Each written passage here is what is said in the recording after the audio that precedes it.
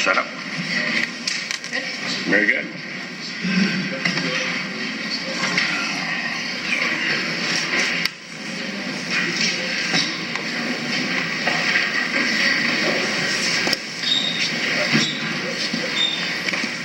All right, I'd like the record to reflect that we are once again reconvened outside the presence of the jury.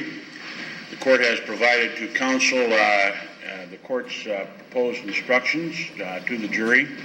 This is the time for the counsel to make any objections or exceptions to those instructions. We'll start with the state. Are there any objections or exceptions that you'd like to note? No, Your Honor. We had a chance to review both the instructions and the verdict forms, and the state does not have any objections nor any exceptions. Very good. Thank you. Mr. Banstrom. Thank you, Your Honor. On behalf of the defendant, Tracy Richter, we would make the following objections and requests for change in the jury instructions, including jury instruction number 16 and 17. Let me get to that point. What's that? 16 and 17, all right. And Judge, while I'm aware that these are stock criminal jury instructions, the issue regarding the dangerous weapon in 16 and 17 jury instructions would be applicable in a case where it was a robbery or a burglary and the defendant had brought the dangerous weapon to the premises. The intent there would be that they intended to use it.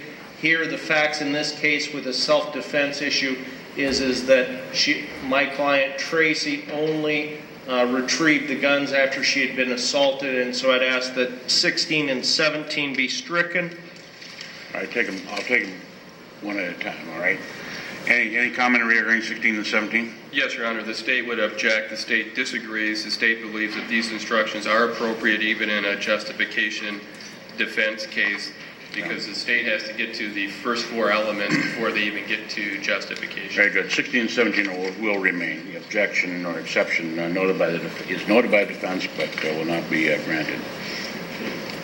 Judge, on the verdict form, since there is a presumption of innocence with the defendant, we would ask that verdict form number 3 be inserted prior to verdict form what's now verdict form number 1, that it would read, verdict form number 1, we, the jury, find the defendant, Tracy Ann Richter, not guilty, and then the first degree and the second degree findings of guilt be below that. State? Thank you, Your Honor. The state would resist. We believe the order the court has them now is appropriate as the jurors go through the instructions. This court also believes that it's appropriate we start, this is the same progression that is noted in the instructions, so that exception is noted but is not granted. Anything further? I just noticed that there's typos in what's now verdict form number 2 and verdict form number 3. Tracy would be spelled T-R-A-C-E-Y. Yes, I see that. Got it. Make that change. Other than that, Judge, I have no additions or corrections to make. Just a second, Judge. Jody. Yeah. Oh, you got it.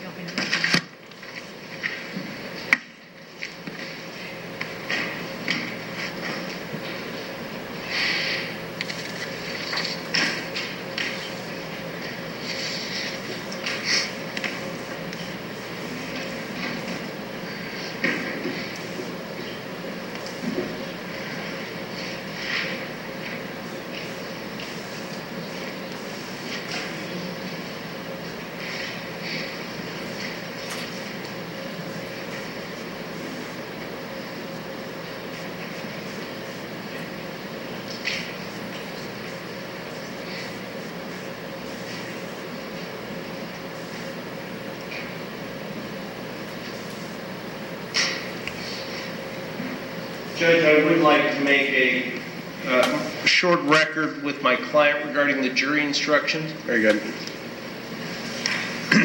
Tracy, have you had a chance to review the original jury instructions provided to us? Yes. And have you also had a chance to review the revised instructions by the court this morning? Yes. Are there any additional corrections that you would like to make? In addition to the ones that you recommended? The document you have in front of you. Okay. No. Judge, I believe there is an issue that we would also be requesting that it either be first-degree murder or a not guilty verdict and not have the lesser included of the murder in the second degree. The state has... Is that your wish? Yes. The state has requested the lesser included, and that will be complied with.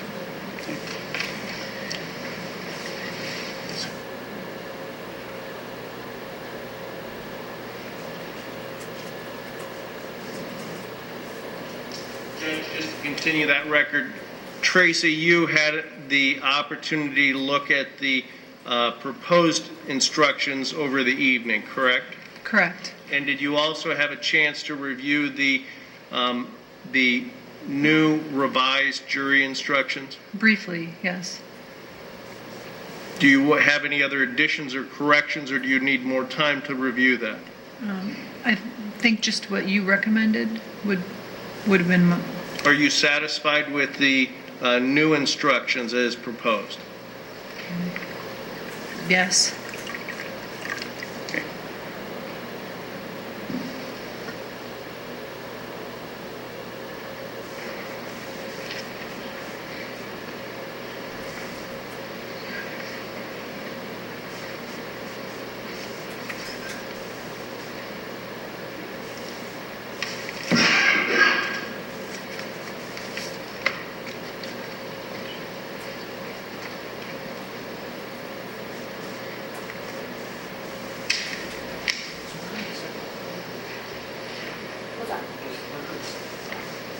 Yes, the lesser included. So they have three. May I look at this for just one more Certainly. second, Judge?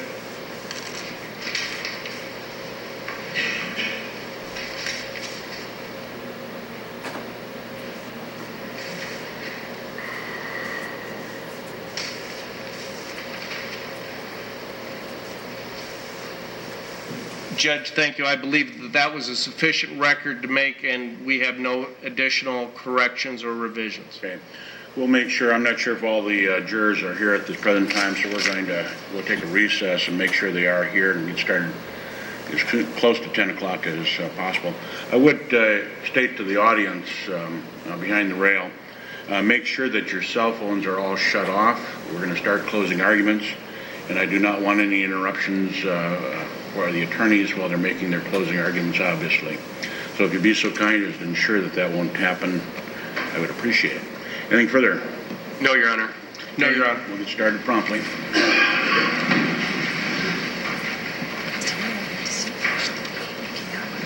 Please be seated. Good morning, ladies and gentlemen. We are now ready to proceed with our closing arguments, and we will proceed in this fashion. The state will make their closing argument, and the defense is entitled to make theirs, and then the state is also entitled to make a rebuttal argument as well. Once the arguments are completed, I will then give you copies of the instructions that I'm giving you, and I'll read them with you, and then we'll send you back into deliberations.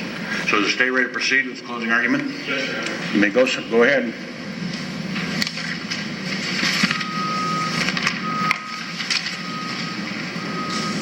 May it please the court? Counsel. Counsel.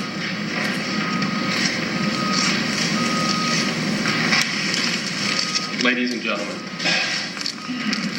the pink spiral notebook contained information only someone involved in the crime would know. Although it's Dustin Wheaty's handwriting in the pink spiral notebook, the defendant is the one that provided him the information, the content. The defendant could not take a chance that Dustin Wheaty would tell law enforcement that she put him up to it. That's why she shot him 9 times, killing him. In 1988, ladies and gentlemen, Dr. John Pittman married the defendant, Tracy Richter. In 1990, they had a son together, Bert. It was in 92 when they separated. In 1996, the divorce was final. At that time, Dr. Pittman had joint legal visitation with Bert, but primary physical care was to the defendant. Eventually, the defendant and her new husband, Michael Roberts, moved to Early, Iowa in 1998. In February of 2001 is when Dr. Pittman, his attorney, Mr. Comey, on his behalf, filed a motion indicating one of the grounds was for modification. He wanted primary physical care of Bert, their son. That action was still pending and coming up in early 2002. In December of 2001, the defendant had already had a trip planned for Australia and would come back in January. The defendant was running out of time and wanted to keep custody of Bert and the $1,000 a month in child support that Dr. Pittman was paying. So she came up with a plan. She came up with a plan to make it look like Dr. Pittman was behind Dustin Weedy coming into her home and attacking her and trying to kill her and her son, Bert.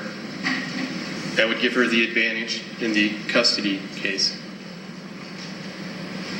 On December 12th, it'd be a Wednesday, the defendant called Mona Weedy, and she called Mona Weedy telling her that she had a bunch of copies. Their company is next door. She said she had a bunch of copies to send Dustin down. And Mona said, well, Dustin's not the fastest guy for copying. She said, that's okay. It'll be a trial basis. And that's what happened. Dustin did show up on Thursday, December 13th. That's when the defendant had Dustin start writing in this pink spiral notebook. Pink spiral notebook that Mary Higgins told you she saw, or defendant told Mary Higgins in the fall she bought one from Bert. And Mona Weedy told you she never bought a pink spiral notebook for Dustin. Dustin was writing based on information that the defendant was providing. But they got interrupted. Because at 4 o'clock, that's when Marie Friedman came over. And we have the state exhibit.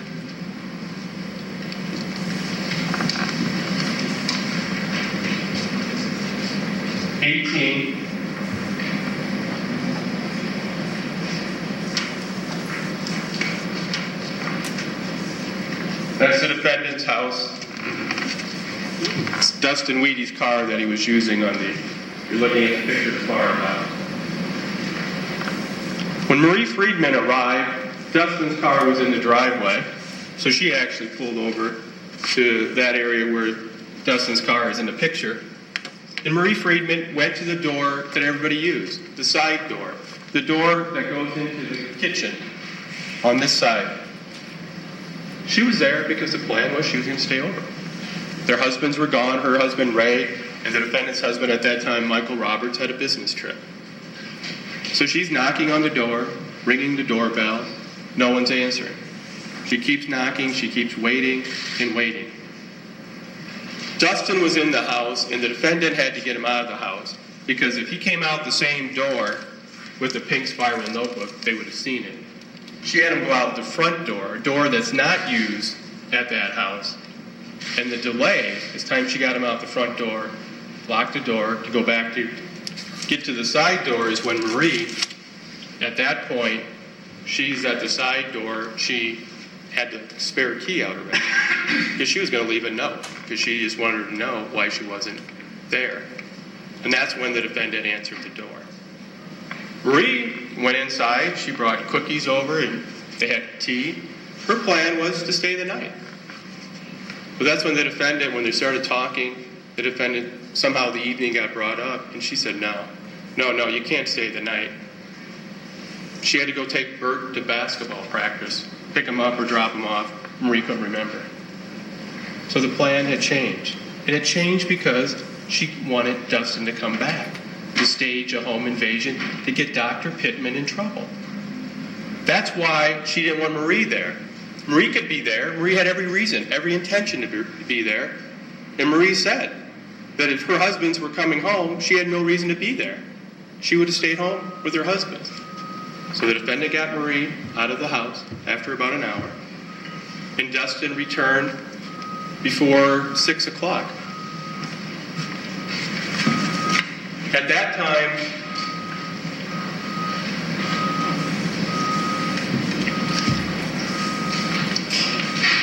Bert and his brother and sister were in their room watching Spy Kids video. And as Mary Higgins told you, when the defendant told her the story, she told them, when she put May in the room, she told Bert, no matter what you hear, don't leave the room. Because it was staged, folks. This wasn't a home invasion. Think about it.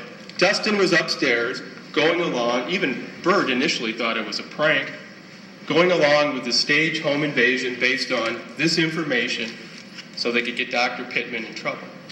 Because if Dustin, why would he talk to Bert through the door? They knew each other. It would make no sense for him to talk to Bert when they knew each other if he truly was there doing a home invasion. Why would he do that? It would be obvious. In fact, Bert said, I know it's you, Dustin. Why would you do that? Because it was staged. The problem is Dustin didn't know what the final act was going to be. And that's what happened when the defendant got him into her bedroom. There is a gun safe, and there is guns in that gun safe. The state doesn't disagree with that. The evidence shows that.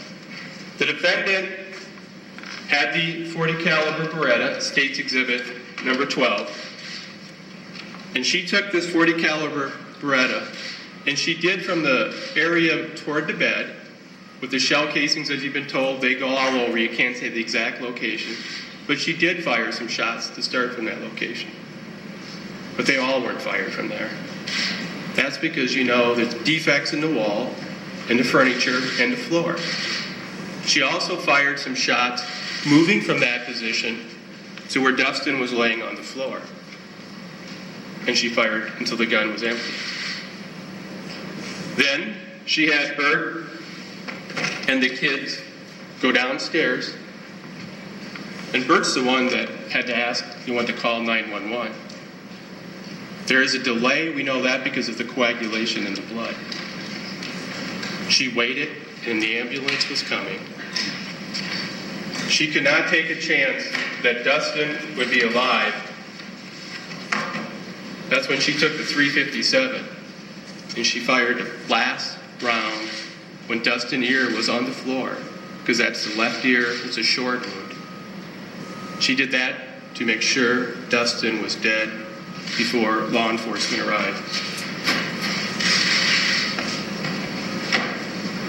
She also had to make it look like there was some type of, she was being strangled or choked. So she did a friction burn mark. She rubbed something on her neck to make it look like she was being choked or strangled. Law enforcement arrived. Mr. Deputy Brusher was the first officer there. In fact, when he saw Bert down in the kitchen, Bert already said, it's Dustin upstairs. But the defendant's like, well, we don't know that. Because she didn't want to know that it was Dustin Weedy. You heard the evidence. Robert Harvey, the crime scene team came, collected evidence. You have the bullets, the shell casings. They found a pair of pantyhose, State's Exhibit number 7, on the floor. They collected those. In the car, in Dustin's car, they found State's Exhibit 62.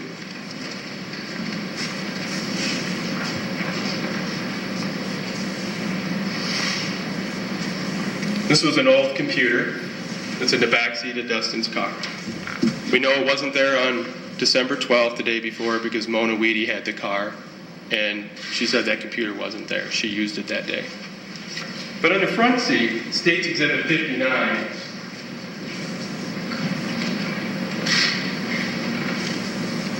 that's where State's Exhibit 13, the pink spiral notebook, was sitting. sitting right on the front passenger seat, clearly visible laying there. The defendant wanted the police to find it. Just read the content of the journal, the pink spiral notebook. It's all about Dr. Pitton. Information the defendant would know that she passed on to Dustin Wheating. Then she did an interview with Lieutenant Sessford.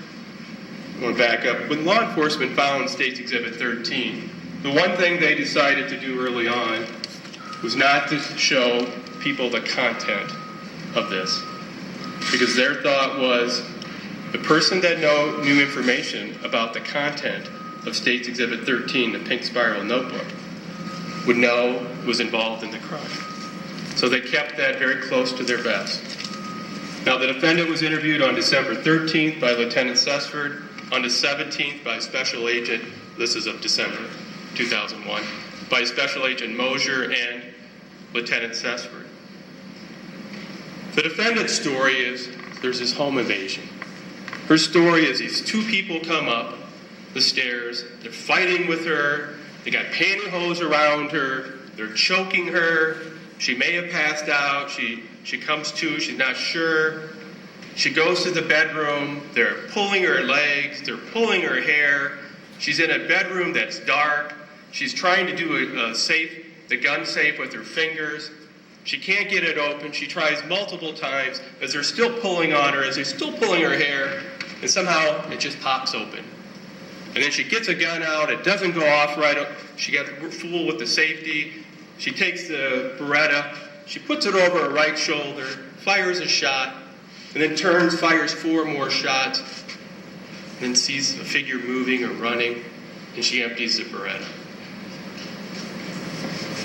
And then she sees, later, she goes down the hallway, she steps over, it could be dirty clothes, a clothes basket, which is Dustin. She steps over the body, checks on her kids, comes back, Dustin's getting up, trying to get up. She tells him, stay down, and then she fires the last shot with the .357. Problem is, the evidence in this case shows, the physical evidence in this case shows, it never happened. It never happened. Dustin could not be getting up. When 2 of those, all 3 of the shots in the back of the head, which would be State's Exhibit 73,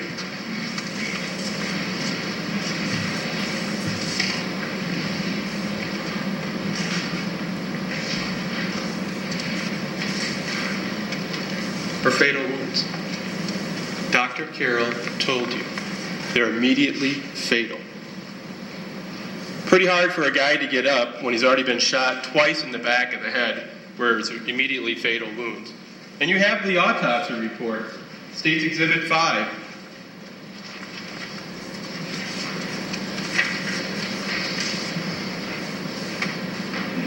It's on page 5.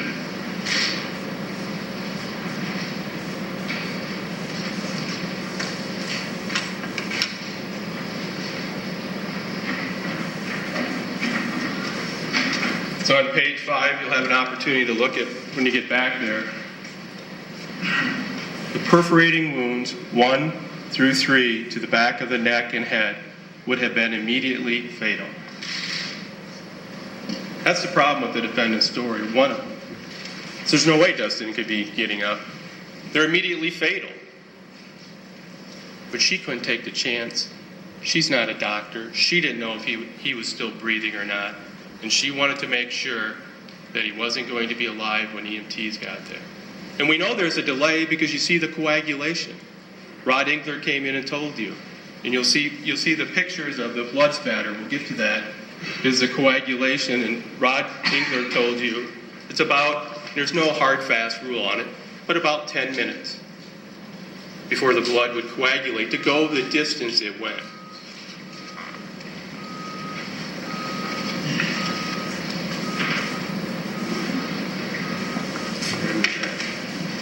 That's in December. January or February of 2002.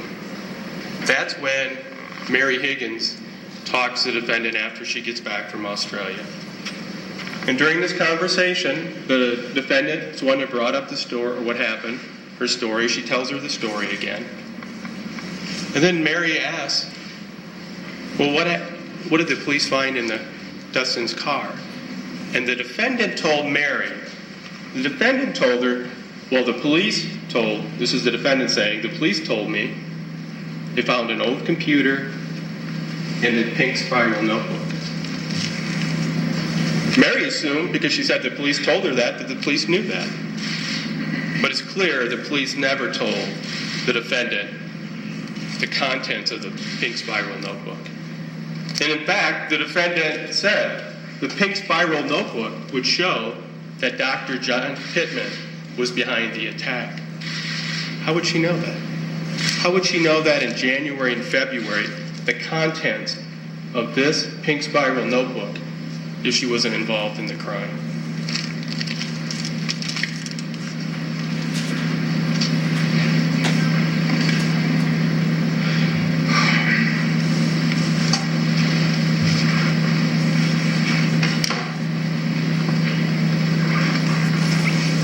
Ladies and gentlemen, the state has the burden of proof in this case. And that's only fair. We brought the charges, we should back them up. What do we have to prove beyond a reasonable doubt? There'll be 5 elements. And you're going to get a copy of the jury instructions. You'll get a copy of these as well. First element is on or about the 13th day of December 2001, the defendant shot Dustin Weedy. We go the right direction. Second, Dustin Weedy died as a result of being shot. The defendant acted with malice aforethought. The defendant acted willfully, deliberately, premeditatedly, and with specific intent to kill Dustin Weedy. And the 5th and final element is the defendant was not justified.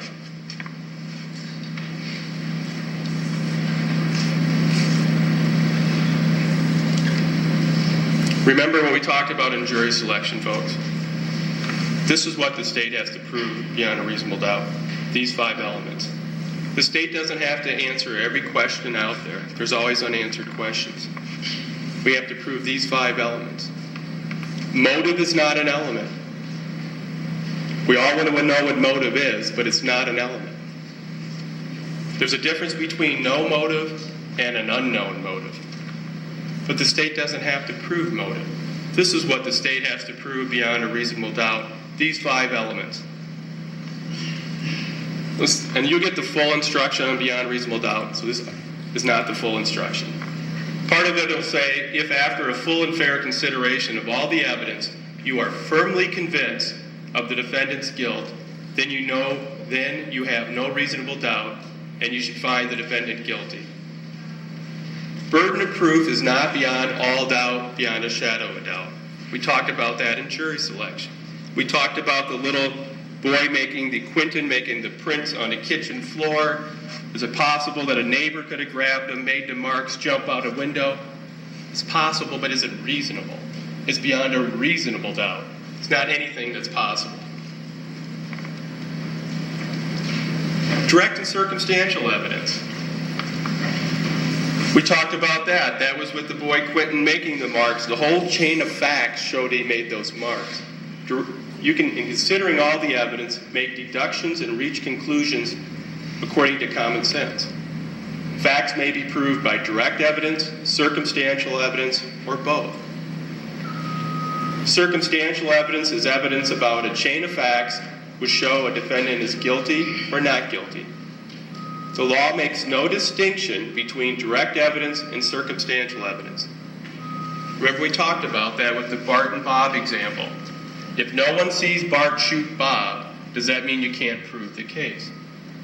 Well, of course not. You have to look at the circumstantial evidence, the chain of facts.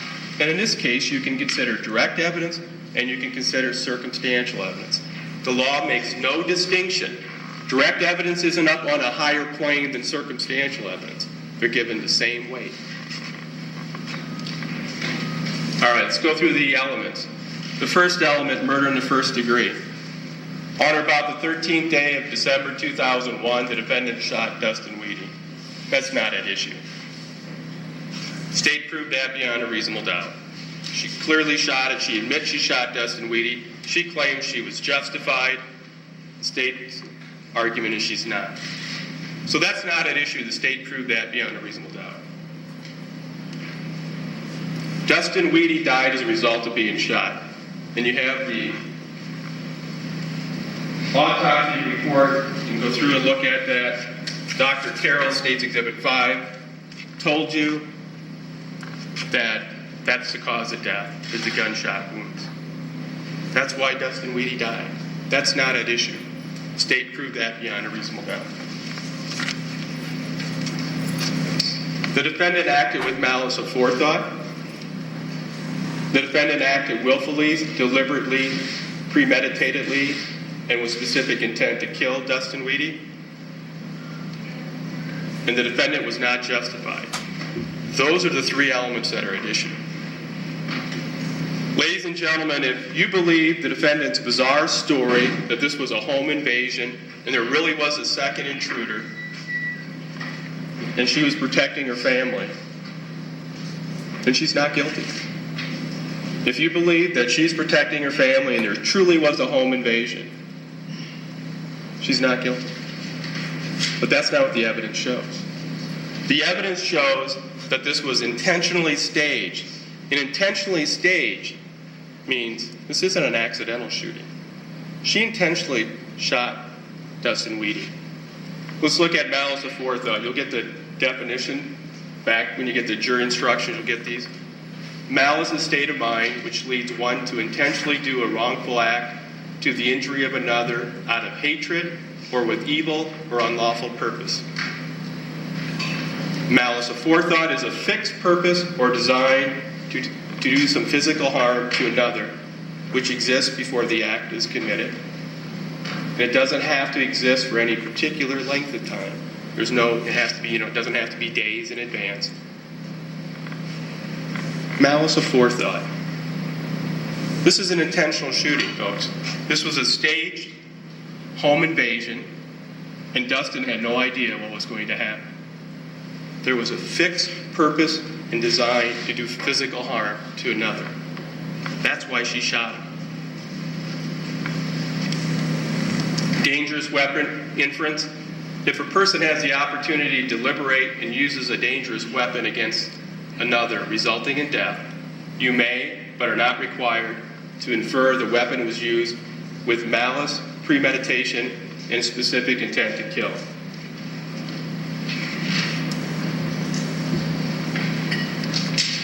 Let's look at these.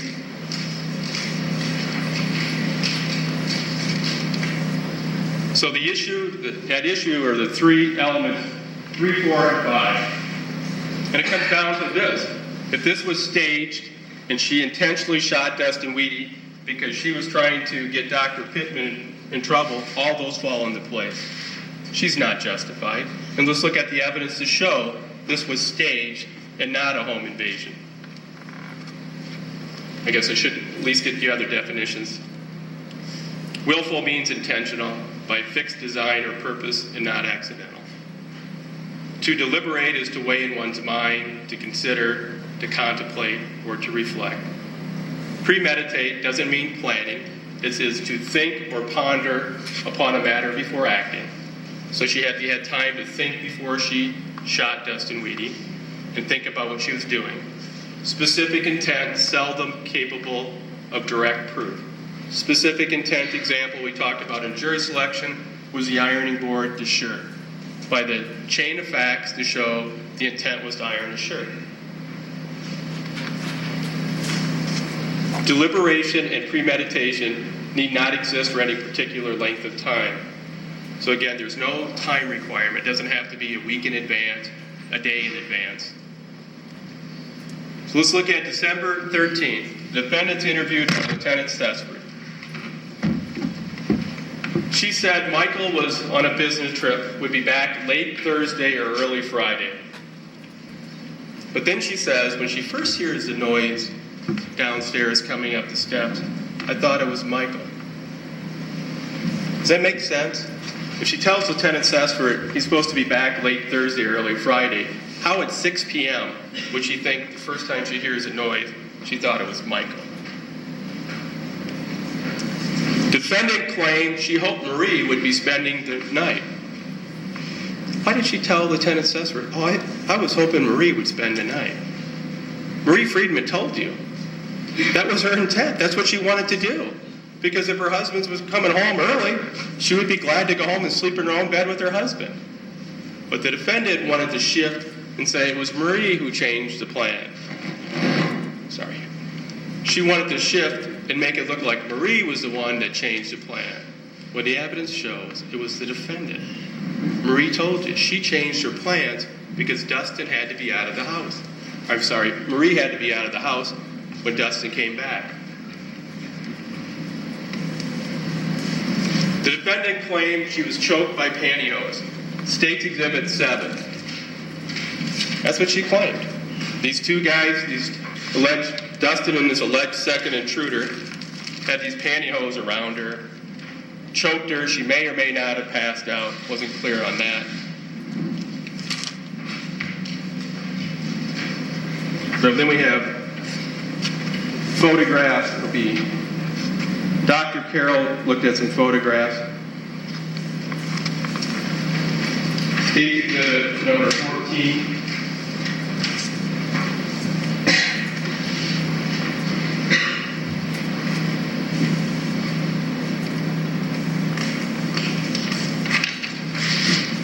Dr. Carroll, who's a pathologist, did several hundred autopsies. He looked at that, and he told you, that's not a ligature mark with strangulation. That's a friction burn. He was asked, what is a friction burn? That's when somebody rubs something on, consistent with rubbing something on their neck. Because if that was a ligature mark, it would be higher up. It would have to be higher up because it would have to cover the carotid arteries, or at least go over those, for them to lose consciousness or pass out or to have strangulation. Even the EMS, the paramedic specialist, Scott McDonough, who's also the county or the death medical investigator, he saw those pictures and he said, in his opinion as well, these are not consistent with ligature marks from a strangulation. They're too low. Dr. Carroll even told you about the thyroid area of the cartilage. He said it's protected. But the defendant had to make this look like she was attacked. So she claimed it was these pantyhose that caused those marks and she strangled. Well, that's not consistent with the evidence. Dr. Carroll and Scott McDonough both told you those aren't strangulation, ligature marks. Then you also have the photograph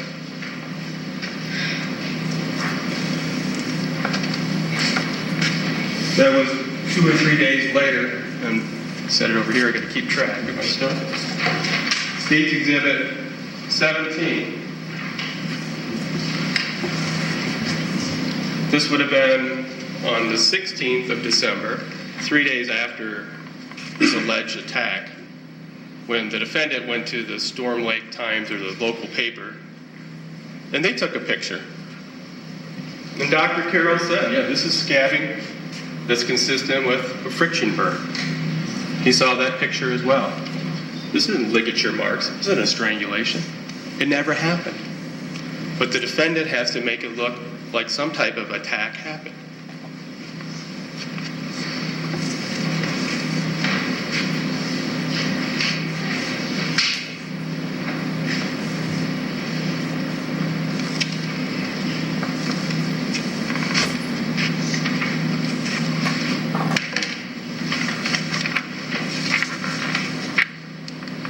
The defendant claimed the first shot over his shoulder, turned and fired a couple more rounds. Claimed saw a figure running and emptied the gun. She shot 10 times, she claimed, in a bedroom that's dark, with her glasses off, and poor vision, and out of those 10 shots, she hits Dustin 8 times. Is that reasonable and consistent? She's in a dark bedroom. shooting 10 times, hitting Dustin 8, without her glasses on, without having good vision, without glasses? Or is that more consistent with her walking in the back area, starting those shots, than walking up to Dustin and finishing him off? And it's not consistent with the evidence. Bob Harvey told you there was shell casings back in that area, but even their expert, Mr. Caton, said shell casings roll around. But more importantly is the bullet holes with Rod Englert, and we'll talk about that, the trajectory. There's 4 defects in the wall, and there's 4 in the floor. If she empties her gun from back there, how do you get 4 in the floor? It's not reasonable. It's not consistent. She claimed she turned the light on in the bedroom, and the person who was Dustin was rocking and trying to get up. How's that possible? She's now emptied the gun, so we know he has 2 wounds, according to her, if she's back there in the corner of the bed. He's got 2 fatal wounds, immediately fatal to the back of the neck. How's he trying to get up? Sword wound. And the picture, State's Exhibit 83. You have an opportunity to see him when you go back there. Dr. Carroll told you what a sword wound was, and also Rod Englert talked about it. But it was Dr. Carroll who told you Dustin's left ear had to be against a hard surface.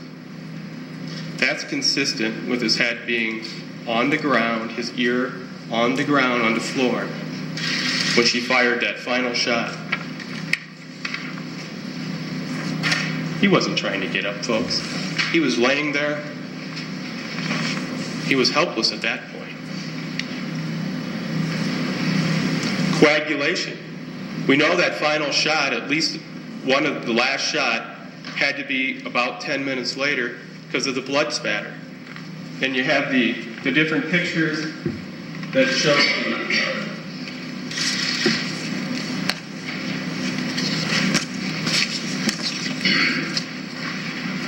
the blood spatter evidence in the room. You'll see them in the back where they were back on that wall. Put State's Exhibit.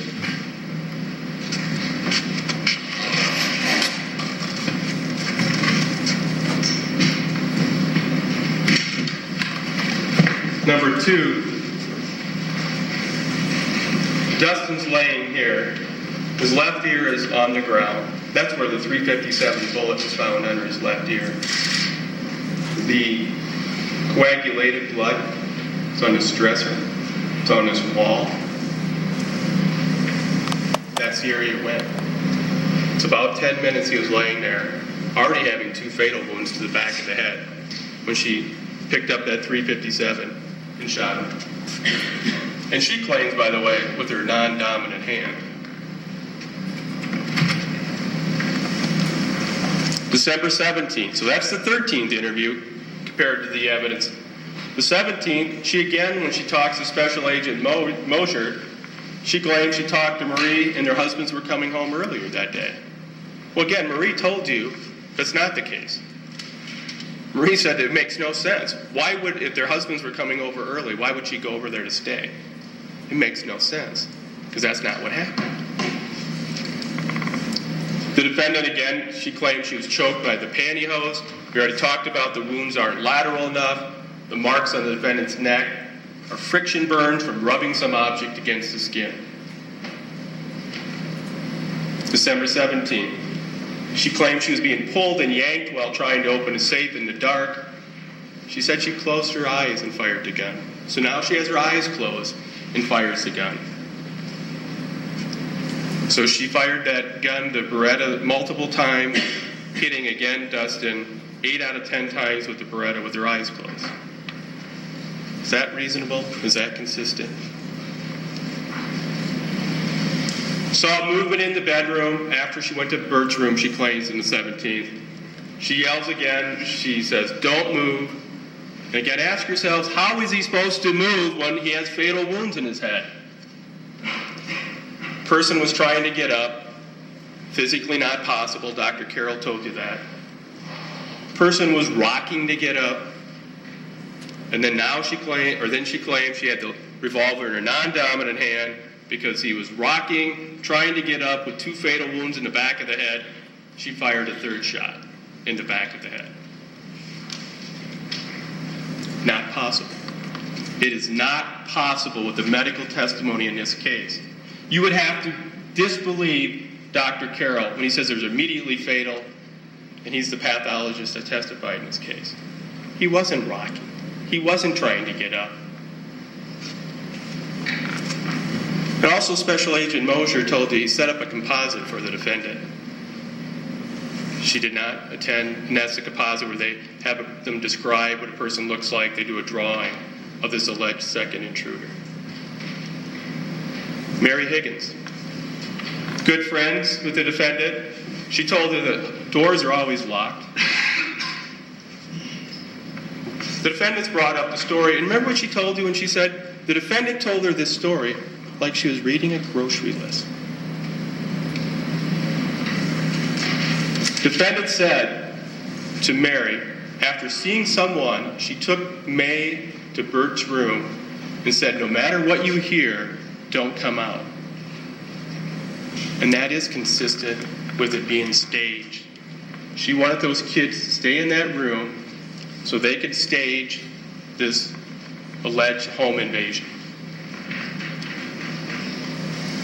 Mary Higgins also told you Bert was agitated. When she was there, he was hitting his head on the table, and Bert said, you did not have to shoot him. You did not have to kill him.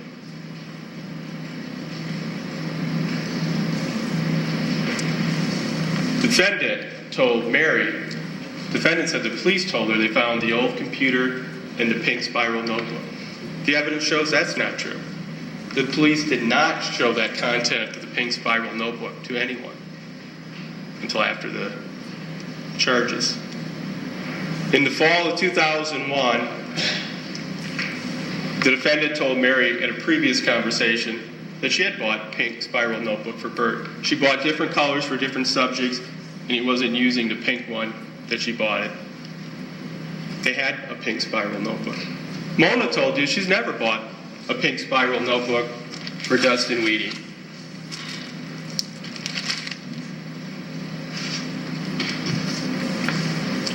Defendant tells Mary the pink spiral notebook would prove John Pittman was behind the attack.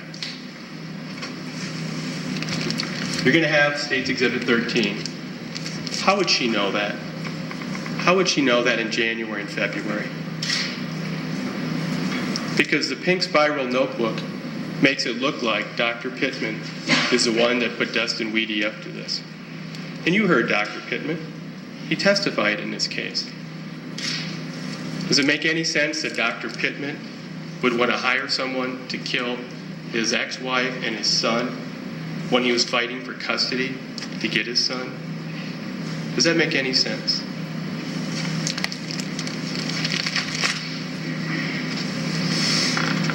Rod Englert, facts beyond change. State's Exhibit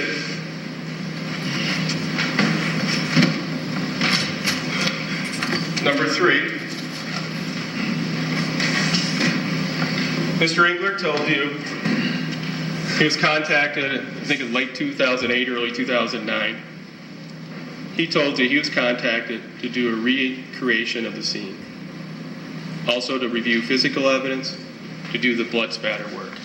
And the reason that's important is because he gave you his opinion and showed the trajectory strings, which we have, State's Exhibit 119.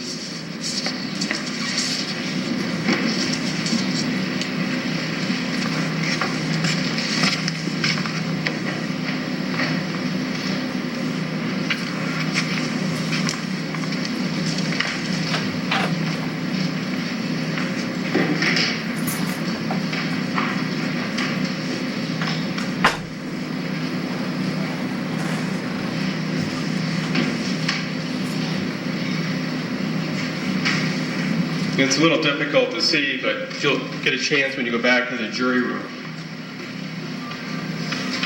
When Mr. Englert did is they went back to the house, they found the holes in the wall, and there's some holes in the floor. They took these strings and they led to where the holes were, or where the objects were hit. First, State's Exhibit 46, you have the hutch that was behind the bedroom door. That'd be the string that they knew they had a picture where that was.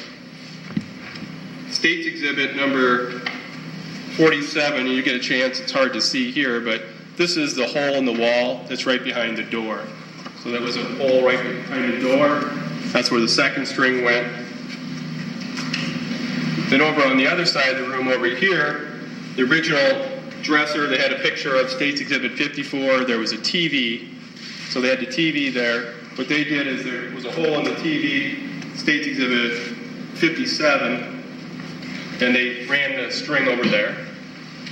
Then the final one is State's Exhibit 55. I know it's hard to see when I'm holding it up, but that was a hole that was over on this wall. So that was the 4 trajectory strings.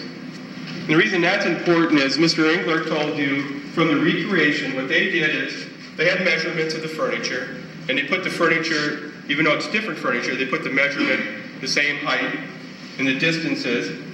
And what they determined to try to figure out which shots went from where. And he said from that area, he told you his opinion that not all the shots were fired from back. And they can't say, and you heard the testimony, State's Exhibit 2, they can't say they're all back there. What the strings will say is anywhere along the string the person can be. Anywhere along that string. But we know that it's at least 2 to 3 feet away, and the reason we know that is the evidence shows there's no soot or stippling found on any of the clothing or wounds. Dr. Carroll and Mr. Engler both told you that without the soot or the stippling, that would show it's at least 2 to 3 feet away. The reason it's important, when Mr. Engler did the recreation, it's not consistent with the defendant's story, that she's back there when all these shots are fired. There's 4 defects in the floor. There's 4 in the floor. Now, they can't say what angle it is because there's only one hole. As Mr. Halverson told you, with 2 holes through a wall, they can kind of show the trajectory, but 1 hole, they can just show it hit the ground. They can't say it was a 30-degree angle, 90-degree angle, 70-degree angle. They can just show they went into the floor. The reason that is important, there's 4 to the floor, and Mr. Engler told you, State's Exhibit 3, in his opinion, it would be entry wound number 4, and then State's Exhibit 3, you'll have, it shows entry wounds corresponding exit wounds. Entry wound number 4, 1, 2, and 3, those 4 would happen when Dustin, the person had to be in the door area. State's Exhibit 2 would have to be in the door area of the defendant's bedroom. The reason that's important is the defendant never said she fired 4 shots from that area. Facts beyond change. That's where they were found. And Mr. Engler also gave you his opinion on blood spatter. You saw his demonstration on low velocity, medium, and high velocity blood spatter. Is for that blood to end up back where it did in this case, back in this area, had to come after a 10-minute delay, or at least about a 10-minute shooting in that direction. Again, 4 in the floor is not consistent with the defendant's stories that she shot from back in this area.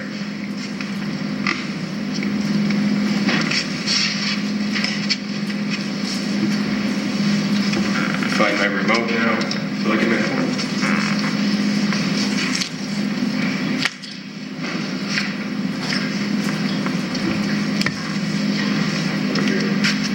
Oh, thank you.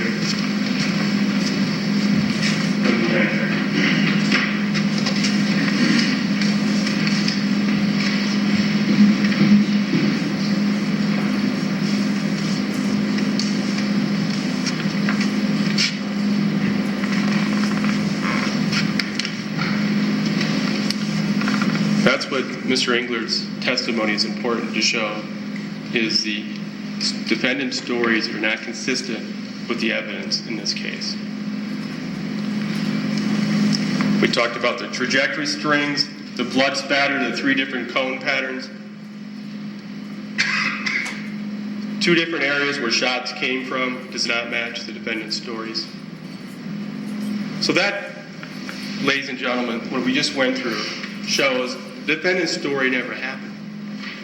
This was not a home invasion with an alleged second intruder. What we had is an intentional killing. That's where the elements go into place.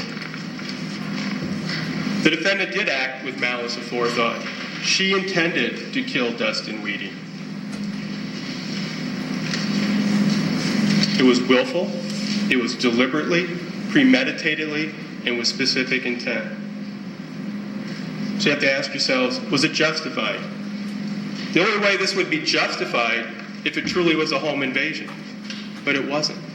The physical evidence shows it's not. Justification. The defendant claims she acted with justification.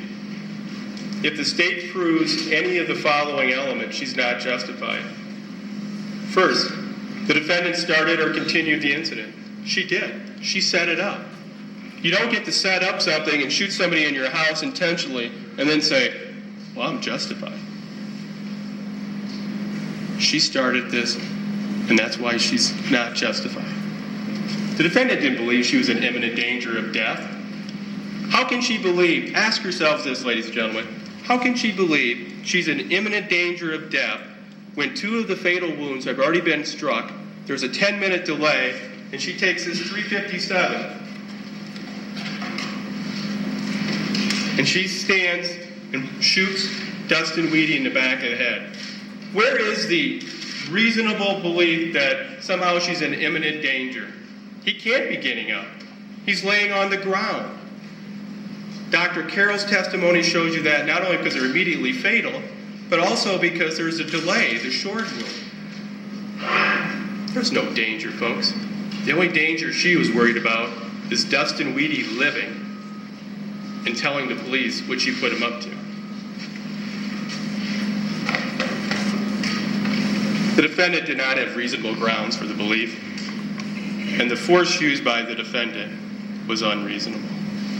We only have to prove one of those to show it wasn't justified. But we can show them all because this wasn't a home invasion. This was an intentional killing, folks.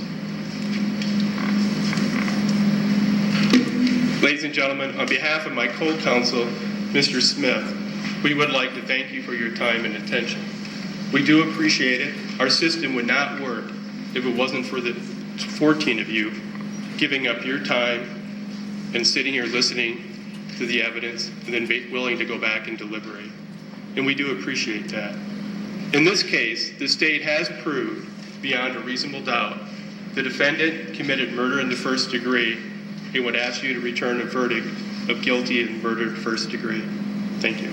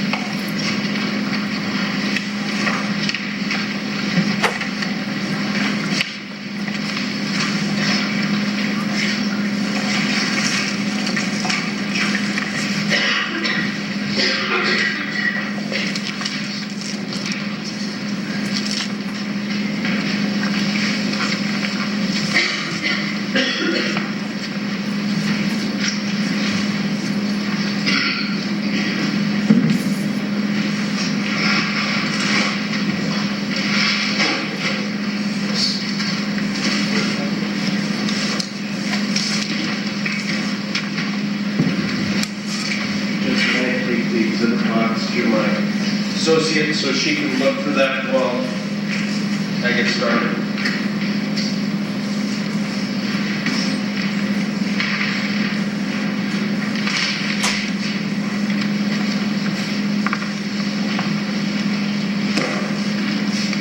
Okay, please support. Counsel. Ladies and gentlemen of the jury, on behalf of Tracy, I want to thank you for your time. And that's not unusual for me to come up here and thank a jury at the end of the evidence. But the reason why you're here is because you are the essential issues of democracy. In England, when a magistrate would be hired by the, or would be appointed by the king, he'd be one of his friends. And the reason why the founding fathers asked specifically in the Constitution for there to be a right for a jury trial is because when the government or the constables staged evidence, that with that, if the magistrate didn't like you, you were going to jail. So I'm sure that you're all busy. I'm sure none of you were happy to be here when you were called. But your job is to give us a level playing field. And your job, and you have two responsibilities. One, you took an oath when you did the voir dire. And in that, you agreed to honestly answer questions asked of you. And your duty now, or your oath, is to look at only the evidence that has been provided in this case and apply the law. I do want to apologize to you because I know during this process there were times where I made objections or there were discussions up at the bench and you were frustrated with that. I need to apologize also to the court for there was a time where I'm focused on what I'm doing and I say, can I have just a minute, Judge? Didn't mean to be disrespectful to the court. But I also have an obligation, and my obligation is to zealously represent my client, Tracy Richter. And when there is a travesty of justice going on here, my job is to zealously represent her. Do not, if I have offended you in any way, do not punish my client regarding that matter. The government, the two things I agree with the government are this. Number one, that is on December 13th of 2001, my client, Tracy Richter, shot and killed Dustin Weedy. I also agree with the government on this issue, that if the defendant was justified in using force, that she's not guilty and you enter a not guilty verdict. The government has to prove their case beyond a reasonable doubt. And we talked about that in voir dire when there was the example of the woman who has a young child. And that woman is told by the babysitter that her child is fussy. And that what she does is, child seems okay that night. The next day she's called by the babysitter again, and the babysitter says, your son or daughter is sick again. She takes the child to the first doctor, and that doctor says, you have to do surgery immediately without doing tests, and I asked you if you'd get a second opinion, and you all indicated that of course that you would.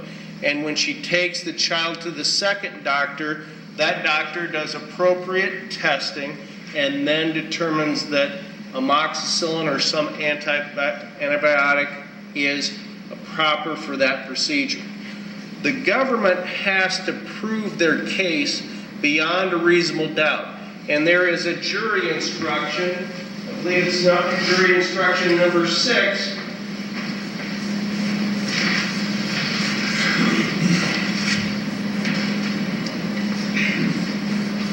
and we talked about this, it's the second full paragraph.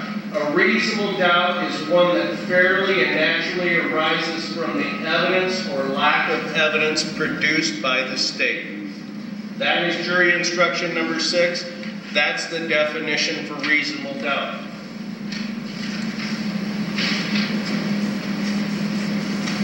let's talk about the government's evidence.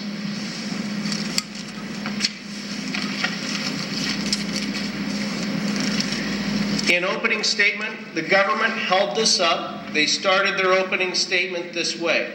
They said, this is the journal. This is the smoking gun.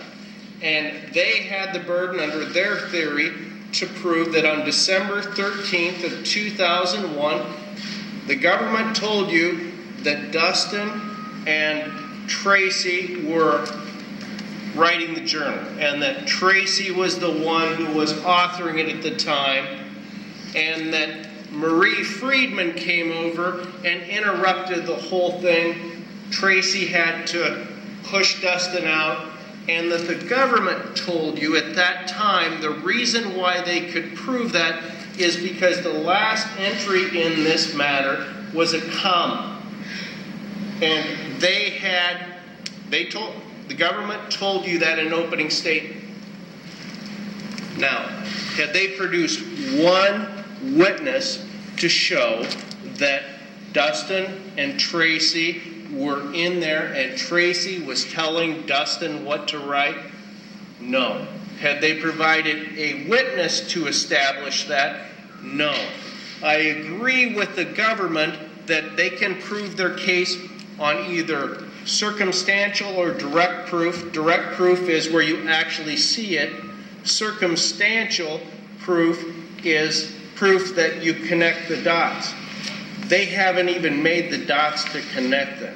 Unless you've heard evidence to show that a witness can establish that Tracy somehow authored this journal, or they have a piece of evidence, their theory simply hasn't been proved. You heard the psychologist David Grove indicate that Dustin Weedy had a number of mental health issues, including but not limited to schizoaffective disorder.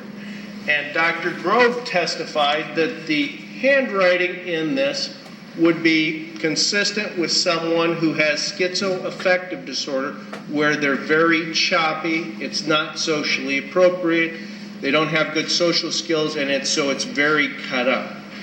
They don't have any evidence to establish that my client somehow authored this journal. It's part of their staged evidence in this matter.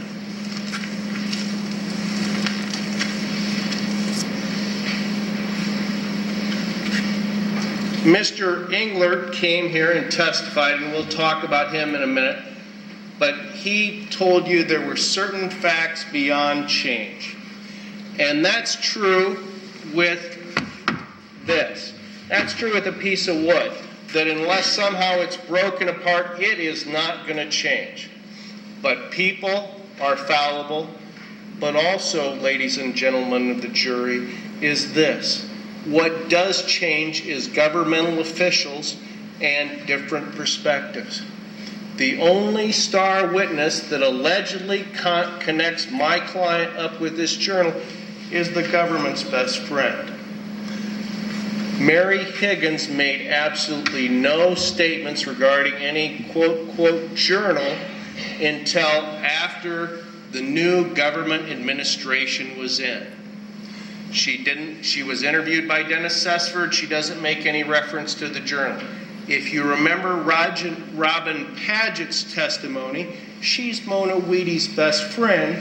She specifically told you that Robin had told Mary Higgins about the journal that was found in Dustin's possessions.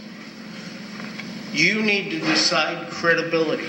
That's your job as the judges of fact. And you need to decide whether Mary Higgins testifying that Bert Pittman, who is right behind the TV monitor, is allegedly banging his head against the table and saying, "Mom, you shouldn't have gone back up there and shot him." You needed to decide whose credibility you believe more. But you also heard Mary Higgins testify that at the end of cross-examination that she had been running, and that she was running and she saw a rock, and underneath the rock was a note, and underneath the in the note, it said, "Demons be gone." That was her last report. I asked her specifically about that. You need to decide who to believe and who not to believe. Now, if I were you, I would think, well, how is he going to show that the evidence that they've identified is staged? I'm simply asking you to look at the facts that have been established up to this point. And I want to start with a timeline.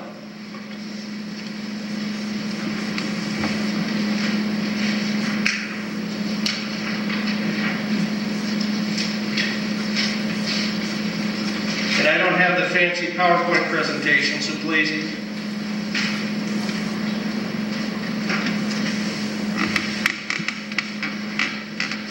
Here's the timeline, ladies and gentlemen of the jury. On December 11th of 2001, Jeremy Collins quits his job at Schwann's without telling his wife. Now, Mona Weedy testified from the stand that she's having an affair with this gentleman, and that in November of 2001, they had met at a hotel in West Des Moines. If that's what she decides to do, that's fine. But the key to that is Jeremy quits his job at Schwann's on December 11th of 2001. When Heidi Collins, his wife at the time, is asked on direct examination, she said, well, he had been talking about it, but he just quit abruptly. Second issue on December 11th of 2001. He pays off the lease to his pickup truck.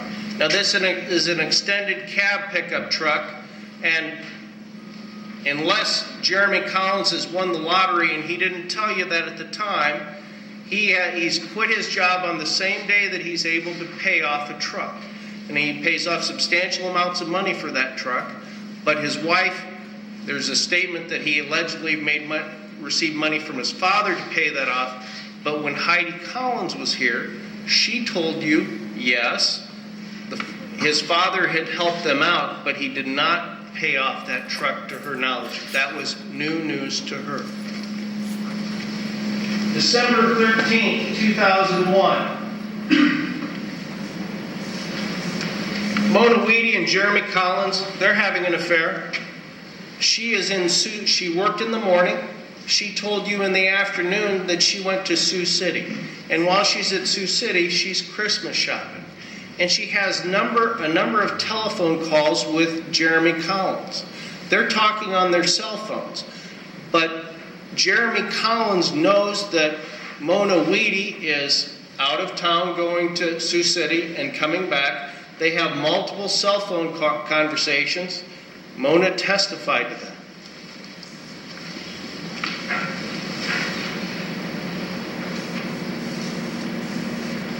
At 4 p.m.,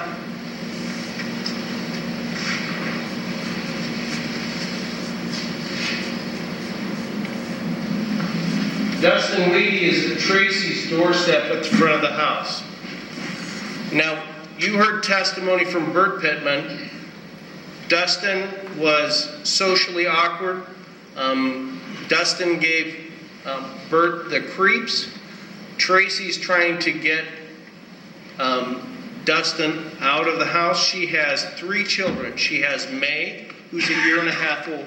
She has Noah, who's 3, who has Asperger's, and he will constantly want attention.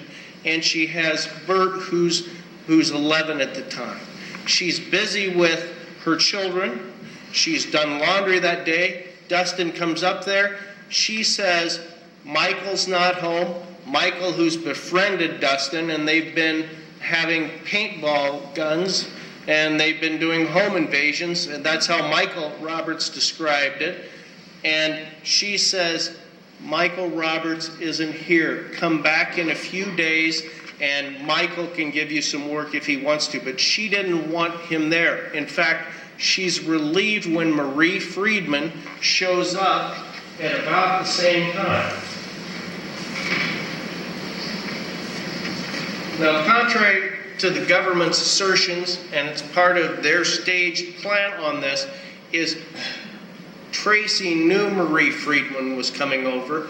Marie Friedman, the first witness, her husband was the business associate of Michael Roberts at the Zelix Corporation, and she knew Marie Friedman's coming over that day. There's no secret in that. They came over to eat, or they came over to, I think she said, to have cookies and tea. She knew Marie Friedman is coming over, and when she sees Marie Friedman coming to the side door, she pushes Dustin out and tells Marie Friedman, "This guy gives me the creeps." Now, if you follow the government's assertion that somehow she's luring Dustin in to kill him, you're not going to tell the person who's coming over, "This guy gives me the creeps." You're also not going to say this. You're not going to want that woman to stay overnight, because if their allegation is that somehow Tracy's luring him in, she doesn't want Marie Friedman anywhere around.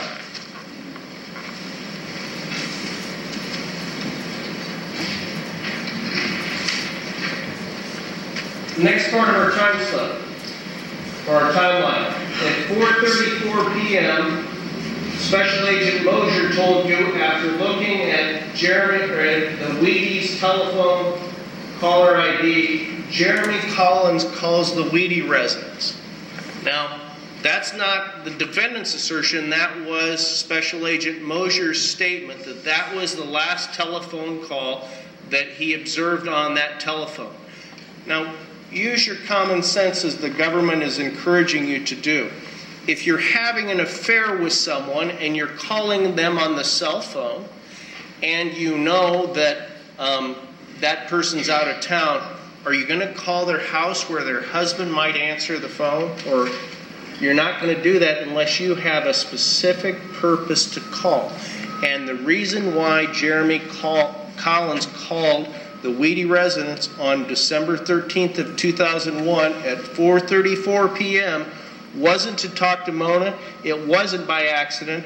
He specifically was calling for Dustin. Dustin leaves the house at 5:20 p.m.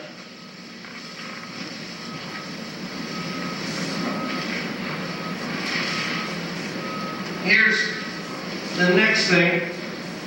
Marie Friedman leaves. Tracy is not sure whether Michael's coming home later that night or the next morning, but she believes he's coming home that night.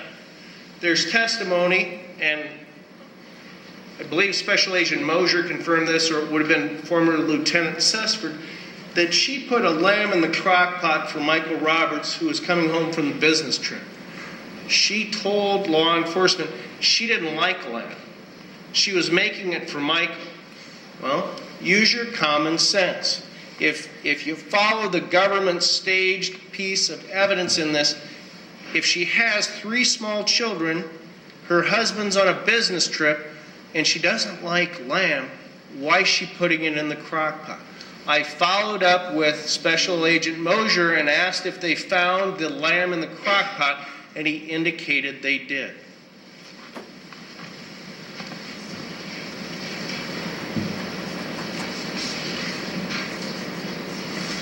And 5:24 p.m., Dustin leaves his home.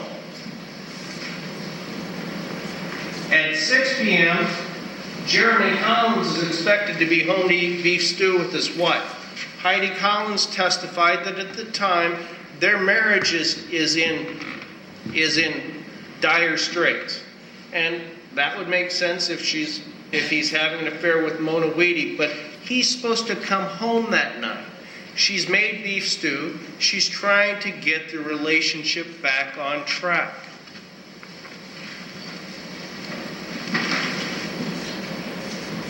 At approximately 6 p.m., Tracy turns off the lights downstairs, and if you remember Bert's testimony, he told you that his mom kept the lights off downstairs because that would keep Noah, the 3-year-old with Asperger's, from going downstairs. And then Bert also was brave enough to tell you up here that he was scared of the dark too.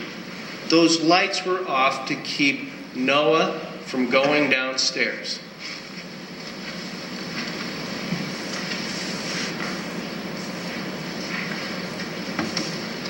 If you follow the state's perspective or their theory, Tracy's going to be getting a lot of things ready for allegedly Dustin to come over for him to shoot him. But she's giving May a bath. She has her 1.5-year-old, she has the 3-year-old, and she has the 10-year-old. They're all in the house. If you follow the government's theory, she has to be getting the guns ready, I guess, if that's their theory. And she's getting ready to give her children a bath. She's done laundry that day. She's doing all of the things that a stay-at-home mom should be doing. She's giving May in the bath, I believe, in the sink or in the bathtub. Bert testified that they're watching the Spy Kids movie, and he doesn't know when, but at some point, May's not in the room and he can hear the water running. And I asked him how he could hear the water running from his room, and what he told you is it was an old house, it's dark, it's a Victorian type of house that has creaky wooden floors, but you can hear very well, and he heard the water running, and Tracy is doing what a mom should do. She's giving May a bath.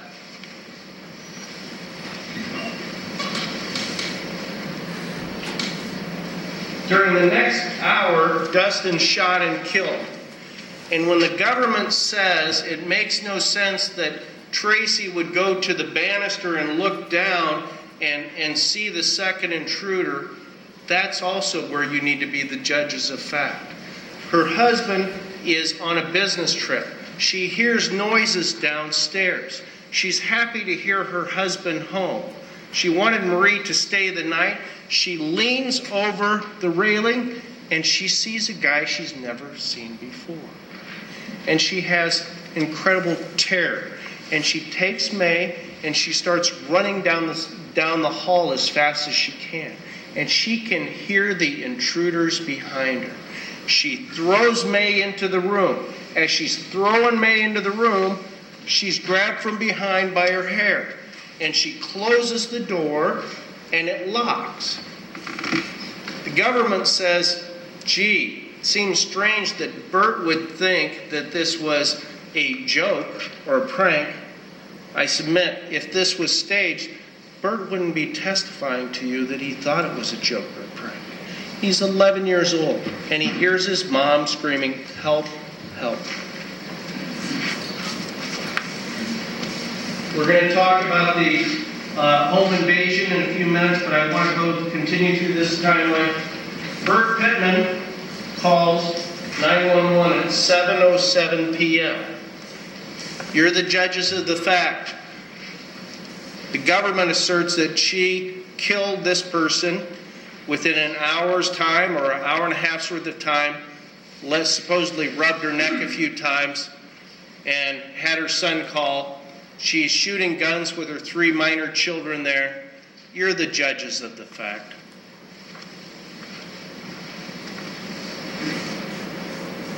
At 7:30 p.m.,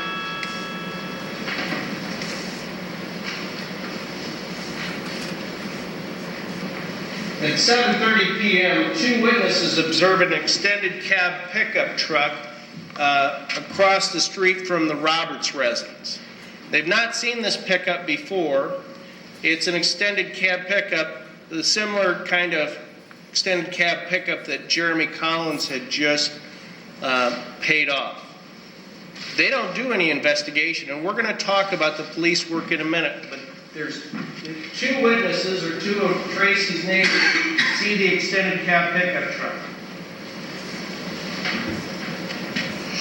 Melissa Schmidt testifies that she notices someone sitting in an extended cab pickup truck, and it stays there for approximately 30 minutes. At 7:35 p.m., the EMS, or the emergency medical team, arrives. Deputy Bruscher tells you that he wanted the EMTs to stay downstairs, but they came up and they step in Dustin's blood. The scene is contaminated.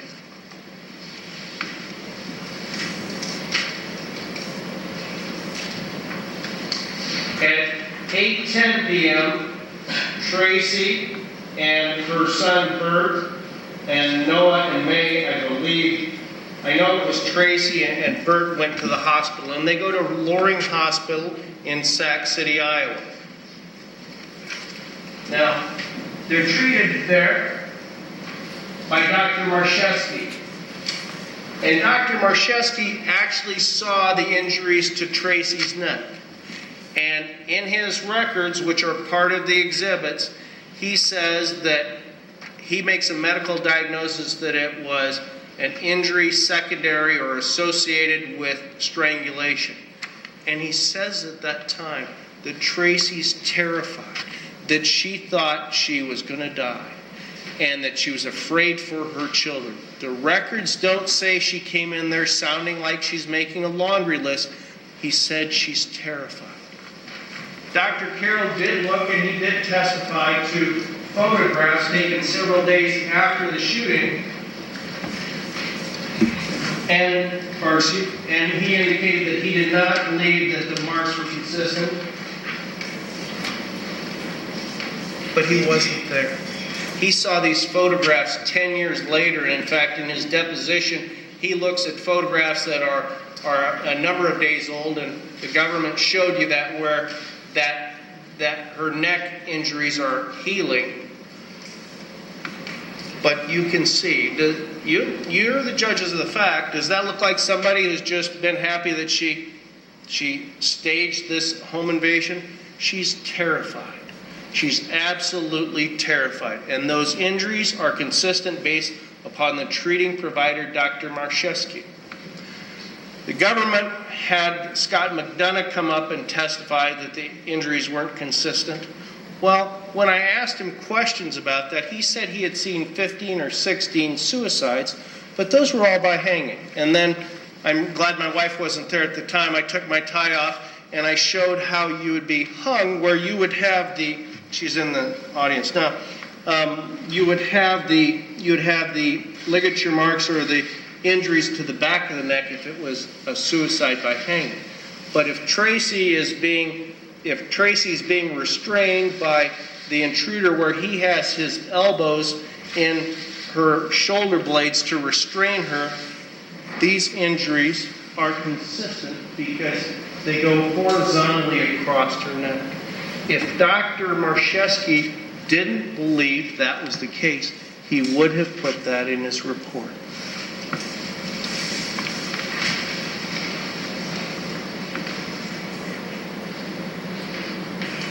At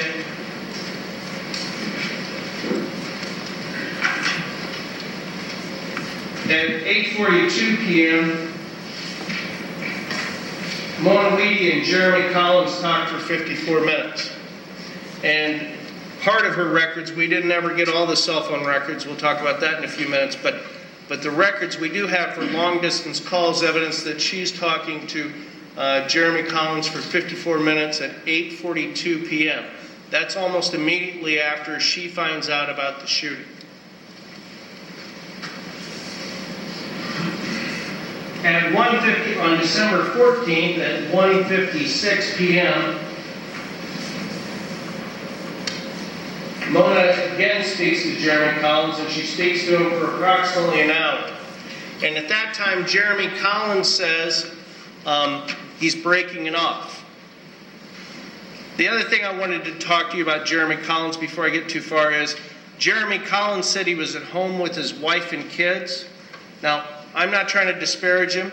He did very patriotic work, I assume, in Afghanistan. But he specifically told you he's home with his wife and kids at the time of the shooting. And Heidi Collins told you that he never showed up. Now, they did have conversations, and she could hear music in the background. She says that she saw an extended cab pickup truck that was similar to his, or she may have thought even it was his. But she knows that he didn't come home, and he testified to you on cross-examination that he was home with his wife and kids. She leaves. She's so mad at him, she's made the beef stew. She leaves and then goes to her parents for 2 or 3 days. Jeremy Collins, you heard Earl Hardesty, the former Sac County attorney, tell you that his understanding from law enforcement is that Jeremy Collins said he had had a fight with his family, his parents, and that he had left town.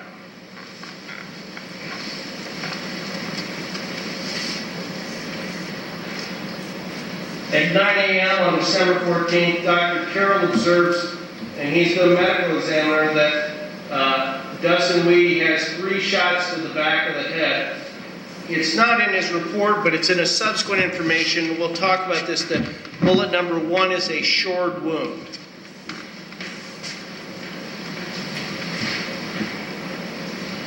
When Robert Harvey, the firearms expert, comes back from the autopsy, Special Agent Mosier's already cleaned up the blood, and while they're attending the autopsy. So that affects the investigation.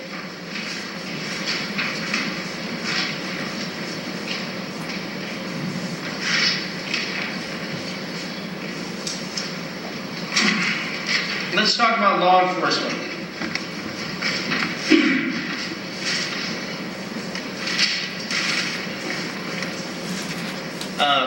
John Caton, our firearms expert, he indicated that he believed the law enforcement's investigation of this was sloppy, lazy, or incompetent.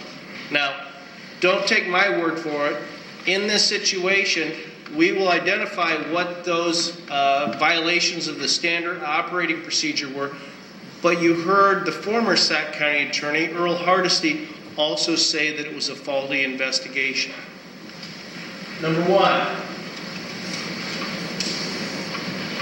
Mr. Caton indicated that there was no videotaping of the crime scene, which was the standard operating procedure in 2001. As Mr. Caton said, I've never heard this definition, but an expert is somebody who knows just a little bit more than your average person. It makes sense that if you have a crime scene, you're going to videotape it. You take a simple video camera, they were available in 2001, and you videotape the entire crime scene. That was not done here. Mr. Harvey did not pull the bullets out of the floor or wall to determine the trajectory so that the location of the shooter could be determined, because it would do damage to the home. And when I asked Mr. Harvey on cross-examination about that, I said, well, how long would have that taken you? And he said, oh, it'd probably take us about a day, but we'd do incredible damage to the house. And this family had been through enough already that we didn't want to tear up the house again. So they don't pull the bullets out of the floor. Well, if you have evidence, you want to take it out. And it's interesting that Bob Harvey didn't want to take a whole day to tear out these bullets and destroy the house, but the government would charge Tracy with first-degree murder and make all of you sit here for 2 weeks because they didn't want to pull the bullets out of the floor.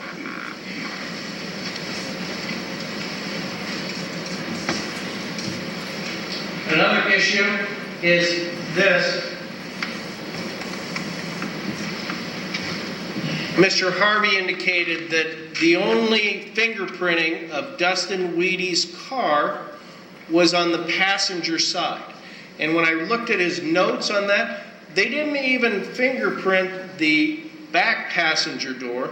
They only fingerprinted the front door.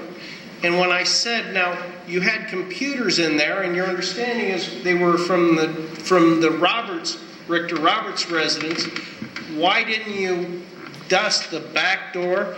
He said, because I thought that the computers were a gift. And I couldn't believe the answer. He thought the computers were gifts. And then I said to Bob Harvey, now let me understand this.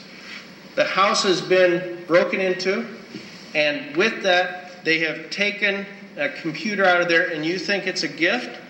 When I asked him that, he said yes. And I said, how do you know that? He said, because they were neatly placed in there. You're the judges of the fact.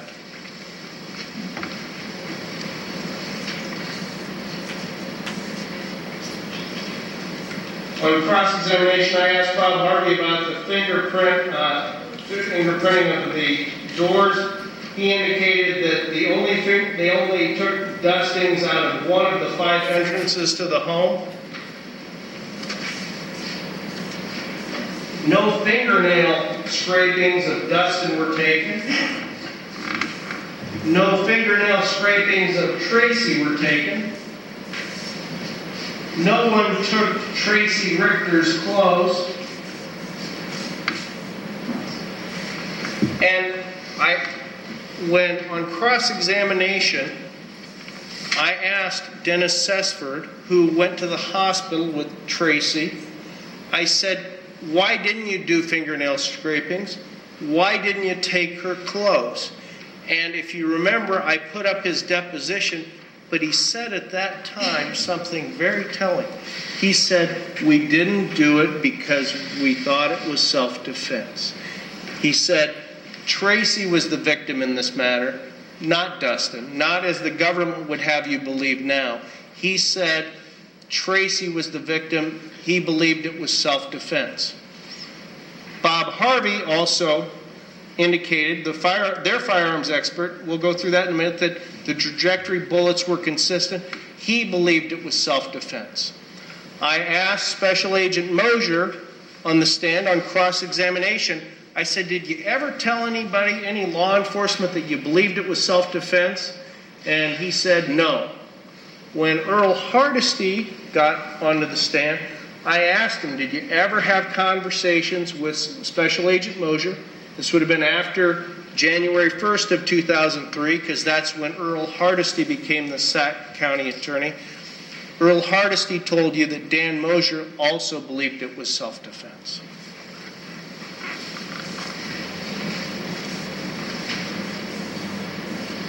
There was no forensic recreation. I asked Bob Harvey about that. He indicated that they could have taken it, but that would take an additional day. An additional day versus the government now charging my client with first-degree murder.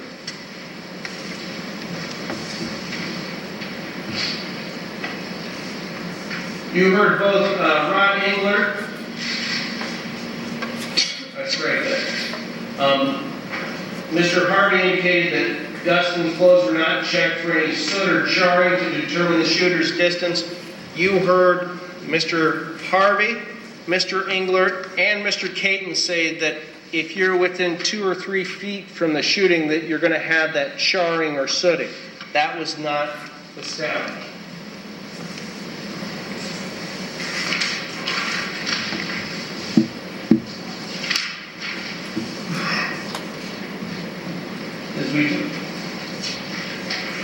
As we talked about before, the crime scene was cleaned up before the autopsy was complete. They did not find one of the bullet casings on the floor in the master bedroom. Michael Roberts was allowed to go into the residence within 24 hours after the shooting, and within an hour he had found the bullet, and he contacted Dennis Sesford and provided them the bullet casing. I asked Bob Harvey if they checked to see if the spare key that Marie knew was there was still in place. They did not do that. They failed to properly preserve the evidence, allowing it for it to mildew. You have the photographs in there showing Dustin's jacket. There's mold on there. And Mr. Engler told you, and Mr. Caton confirmed, that on Dustin's belt as well as his blue jeans, there's mildew on there, which would show that they failed to properly preserve the evidence.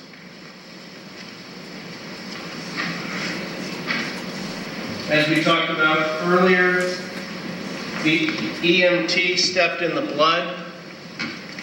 That contaminated the crime scene. The deputy, Dan Bruscher, told you that that contaminated the crime scene. They didn't preserve the entrances and banister for fingerprint testing. They didn't check for footprints on the floor. You heard John Caton talk about how you can do static fillers, and with that you simply could find footprints on that. The government asked Mr. Caton on cross-examination, Well, do you know if Iowa was doing that in 2001? He told you he didn't.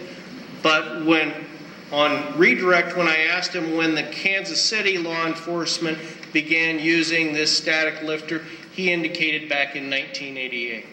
So the technology clearly was there at the time. There's no fingerprinting on the notebook done until 2009. They just didn't do that. This was their smoking gun. The shooting occurred in 2001. For 8 years, they don't fingerprint they don't use any kind of fingerprint evaluation on the notebook. As the judges of the fact, you have to decide based on their actions why it took them 8 years to even look at the notebook and try to do any kind of fingerprint analysis.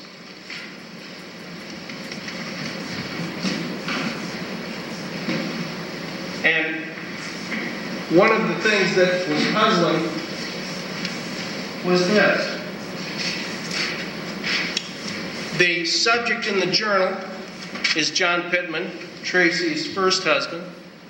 Michael Roberts is her current husband, and we've talked about Jeremy Collins.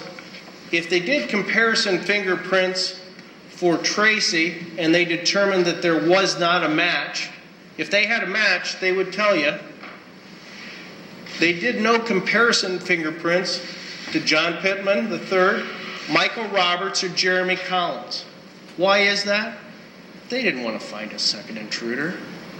You've heard them say a number of times. You heard Dan Mosier, when I asked him, I said, what did you do to look for Jeremy Collins? He said, I put it in a report. Well, they put it in a report saying this is the last person who called the Weedy residence before Dustin died. 2 weeks after the shooting, Mona says, I believe my boyfriend who broke up with me on the day of the shooting, I think that he may be the second intruder. What does Dennis Sesford do? Nothing. What does Dan Mosier do? Nothing. When I asked Dan Mosier what they did, they said they did a driving check on him in 2005, 4 years after the shooting. It's not until 2009 that Special Agent Trent Velita goes all the way to Germany. That's 8 years after the shooting, and they talk to Jeremy. And Jeremy says, I wasn't there. And they think that's good enough. They don't need to look anymore. But when I asked Dan Mosier specifically what he did, he said, and I hope you were taking notes on this, he said, there's no intruder based on the totality of the circumstances. Well, ladies and gentlemen, jury, you need to decide what the totality of the circumstances are. If you don't look for somebody, you're not going to find it. If you put their name in one report, that's not enough. In fact, Jeremy said he was surprised they never came and looked for him before. That's what he said. Now, he's not saying, hey, I'm the second intruder. But what he said is, if you had concerns, why didn't you come and look for me before? And I submit, they didn't want to find Jeremy. They didn't want to find a second intruder. You heard Earl Hardesty. Earl said when Trent Velita comes back from Germany, they paid for him to fly all the way over there. Earl Hardesty said, I wanted Trent to do a photo line comparison and put Jeremy Collins in there and then put 5 other individuals for a photo lineup and to show that to Tracy. But if you remember what Earl said when he was on the stand, he said they wouldn't respond. Now, he never said they absolutely refused, but they never followed it up on it. And I said, did you ask him more than once? He said, I asked him multiple times. They did not want to find a second intruder in this fact. They were staging the evidence.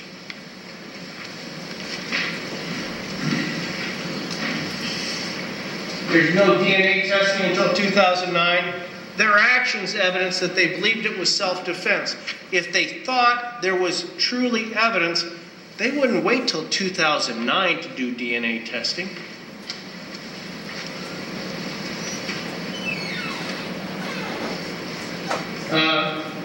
Mr. Halverson said that a hair was found on the pantyhose. Did they attempt to do any DNA on that in 2009? No.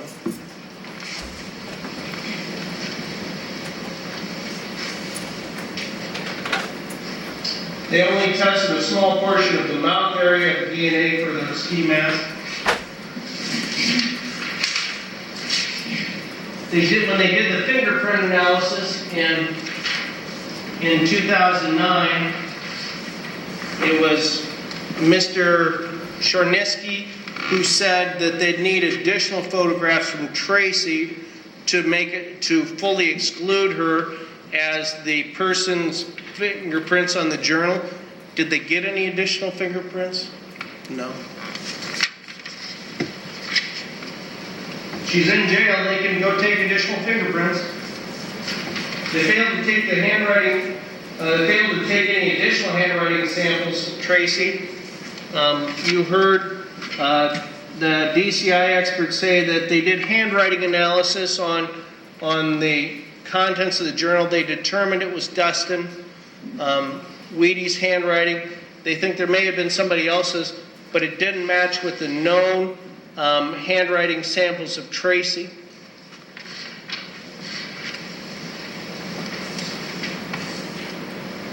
They never tested the ink in the notebook to see if all the pages were the same pen. They lost evidence. Now, in this, you heard Dennis Sesford say he had the long-distance telephone calls for Mona, for the Wheatys, for the Roberts, and for Zelix. Those are gone. Dennis Sesford said he compared that to determine that Michael Roberts was gone, but they've lost the evidence. There were 2 post-it notes, and the reason why I bored you with Jeremy Collins is Jeremy and Mona are in a hotel in West Des Moines in November of 2001, and when they obtained the post-it notes, one of them says money in November, and the second one has a telephone number. And that telephone number is the telephone number for the hotel where Jeremy Collins and Mona Wheaty had stayed. Now, you're the judges of the fact. You need to decide what fits and what doesn't. But circumstantial evidence clearly shows if Jeremy Collins stayed in a motel, that number's found with Dustin's handwriting after his death, money in November, he quits the Schwann's job, he pays off his truck. He breaks up with Mona the night of the shooting, says, I'll be back for the funeral, and then she doesn't see him for a long time. As John Caton told you, losing evidence affects the integrity of the case. And I've gone through those elements of what the law enforcement did and didn't do. I submit that John Caton is correct. And it's this. This law enforcement work was either lazy, incompetent, or, I forgot the last one, I'm sorry. Lazy, incompetent, or sloppy. Thank you.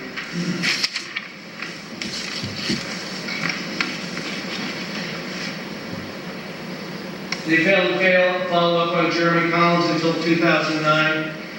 They failed to verify his alibi when he was finally interviewed. As I indicated, they did no photo lineup. They didn't interview Vicki Mathias until February of 2002. They didn't check the surveillance videos at the bank. You heard Dr. Hopkins, and it's my next one, that he's sure he saw Michael Roberts on that day because he walked in there in a huff on December 13th of 2001. And Vicki Mathias was the supervisor there, and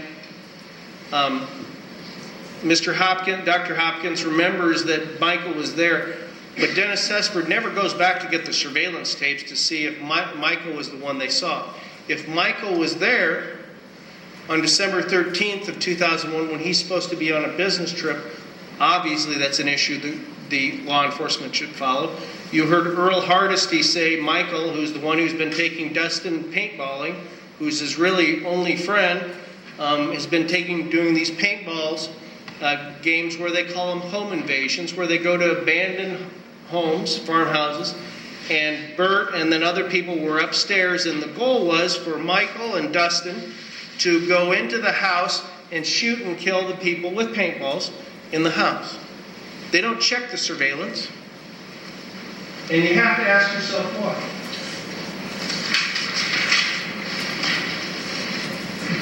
when I was doing this, preparing for the closing argument yesterday, I was going to use the analogy of concentric circles around an arrow, and so I apologize for changing it. But when the government says that my client staged this, then let's look at the evidence on that. Number one, the marks on Tracy's neck were consistent with strangulation by pantyhose. Is that her story? That's Dr. Marszewski. Dr. Marszewski indicated after he treated her that her injuries were consistent or secondary to strangulation. Number two, the DNA on the outside of the pantyhose, when they finally looked at that in 2009, it was consistent with Tracy being strangled by them. A female's DNA was on the outside. She had just washed it, so it wouldn't be much. She was emotional and scared and crying at the scene and at the hospital. Well, you can look at Dr. Marszewski's record. She's terrified, she's confused, and she thought she was going to die. You saw the photograph, we just showed it to you. She was scared. She had had the worst experience of her life.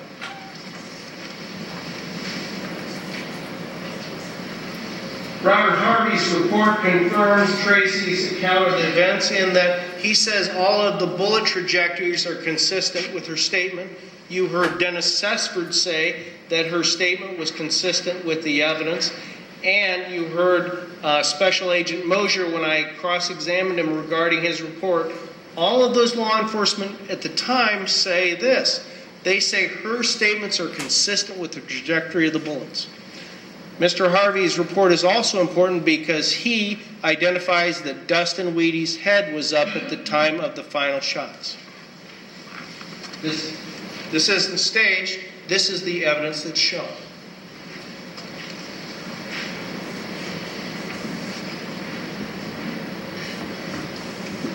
Mr. Engler and Mr. Caden confirmed that Dustin's head must have been turned at some point to result in the blood transfer to his right cheek.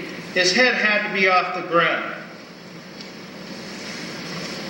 I did want to point out one thing that I noticed last night when Mr. Engler says that there's facts beyond change.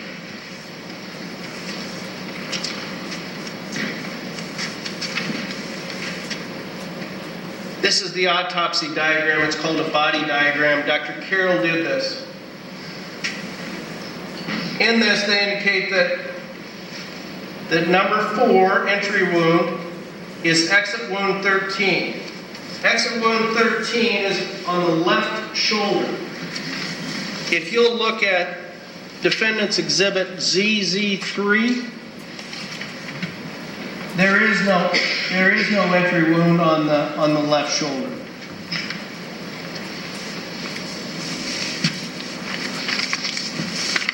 Did we approach her? Yeah.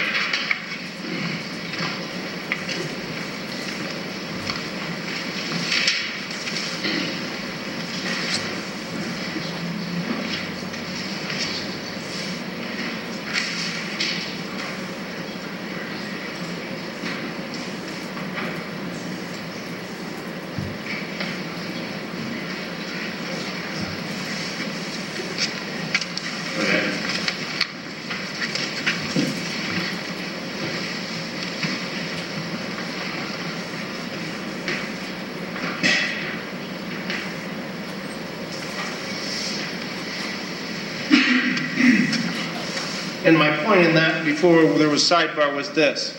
Mr. Englert had it wrong. If you compare the two, exit number 13 is on his left shoulder. Look on ZZ3 and see if there's any exit wound on the left shoulder.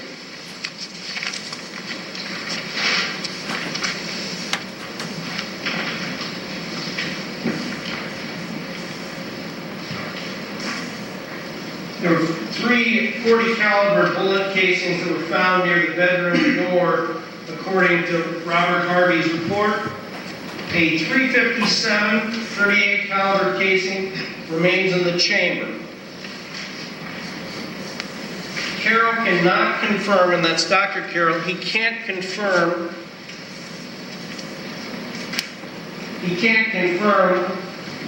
which entrance wound was the result of the 357.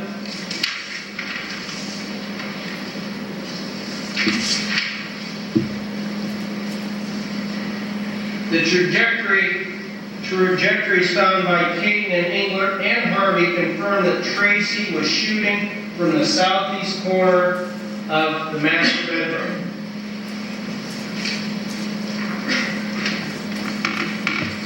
This is State's Exhibit 119, and there's another one that's a little bit clearer where it actually shows the woman who was role-playing for Tracy. It was Special Agent Hopewell, is that she is back here. And when I say here, to use it in context with what we've talked about, is the gun safe is here in the southeast corner of the bedroom. Tracy indicates that she ran to here and was between the southeast wall, was up against the wall because the gun safe was between the bed and the wall. Mr. Engler, I asked him on cross-examination, on these photographs, where would you place the subject or the model? And he said at the point where he believed the shooting occurred.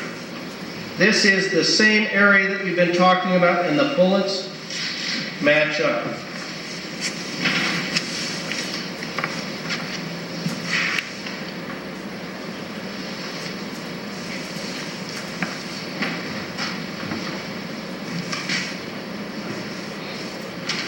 And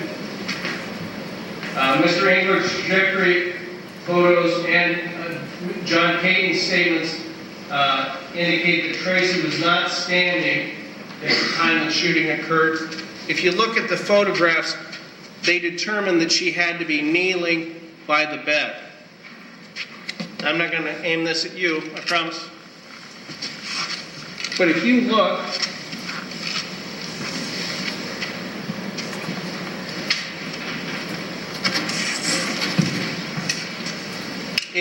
at the diagram,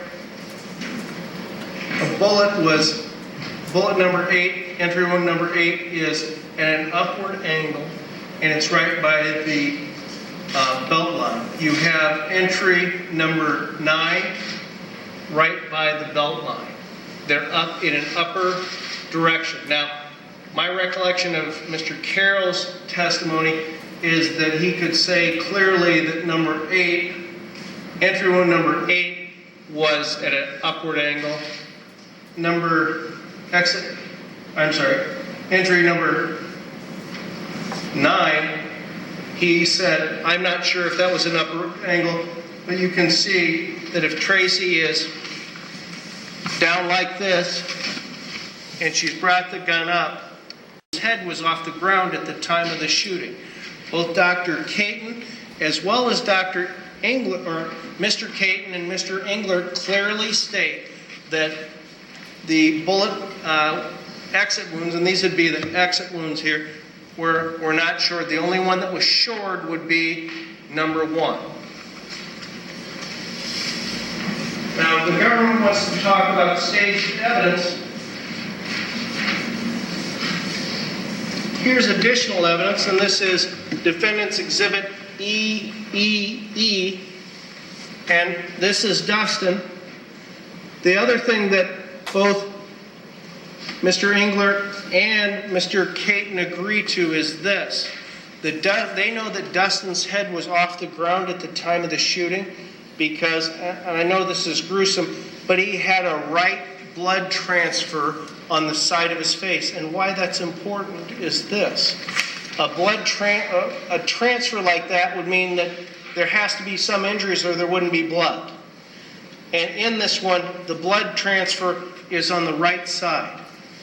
Bullet number 1 was on the left side. And both Mr. Caton and Mr. Engler both say that they know his head was off the ground because of that, because of the blood transfer on the right side. So I know you don't want to look at Defendant's Exhibit E, but this is the most important decision you'll make on behalf of my client. If you look at Exhibit E as well, and the blood spatter, Mr. Caton said on direct examination by the government that, oh yeah, he might have said that he was going to be the best witness the defendants could get if this was ever charged. But then he said, we got a lot of work to do, boys, and we got to get all the evidence before we decide that.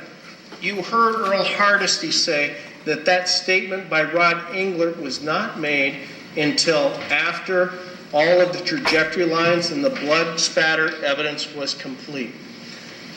This does show 2 sets of blood and dried blood.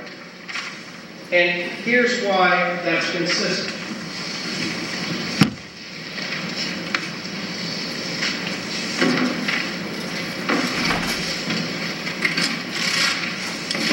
We're going to talk about the attack in a minute.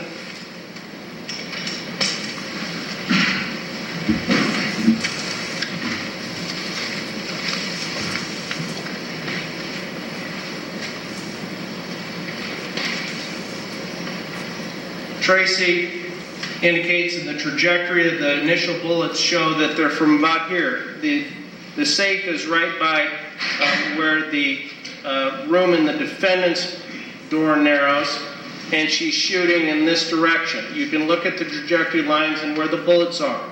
She shoots there. Mr. Englert confirms that she shot from that spot. The photographs evidence, the trajectory lines evidence. The other shots, and this would be consistent with the testimony, is that after she's retrieved her children and she's ready to go, she shoots from right about the doorway. That's not inconsistent with what was told to Mr. Harvey or to Mr. Caton or Mr. Englert, that the final 3 shots that you looked at were from the doorway area. And that exhibit, E, shows that the blood, some of it has dried and some of it hasn't. And the reason why that's important is this, because we'll talk about the salt in just a second. If she shoots here from the beginning and shoots Dustin, that blood's going to start drying. And then when she comes back and she can see him rocking, and she says, stay down, stay down, stay down, and she's shooting from here, that blood's more wet. That's why Mr. Englert told Mr. Hardesty that if charges are ever filed in this case, that I will make the best witness that the defense can get. Because the blood spatter shows part of it's dry and part of it's not. Mr. Caton told you that blood coagulates between 3 and 15 minutes. Mr. Englert told you blood coagulates between 10 minutes and 15 minutes. Either way, it shows that some of the blood had dried before the second round of shots. And I wasn't there. I don't know whether there were 3 shots immediately to the back of Dustin's head at the second round of shots, or whether 2 of those shots were there. But when I asked Mr. Caton about that, if you look at the trajectory of the bullets, Mr. Englert says, and the government was nice enough to do the demonstration, that he had to be down like this on the ground. If you look at that, if you look at the trajectory of the bullets, they're at an angle, but they're mostly straight down. The only way that Tracy could make those shots, if Dustin's head's like this, if she takes the muzzle and is down like this. It doesn't make sense. She had to be standing for the second set of bullets. Those are the facts.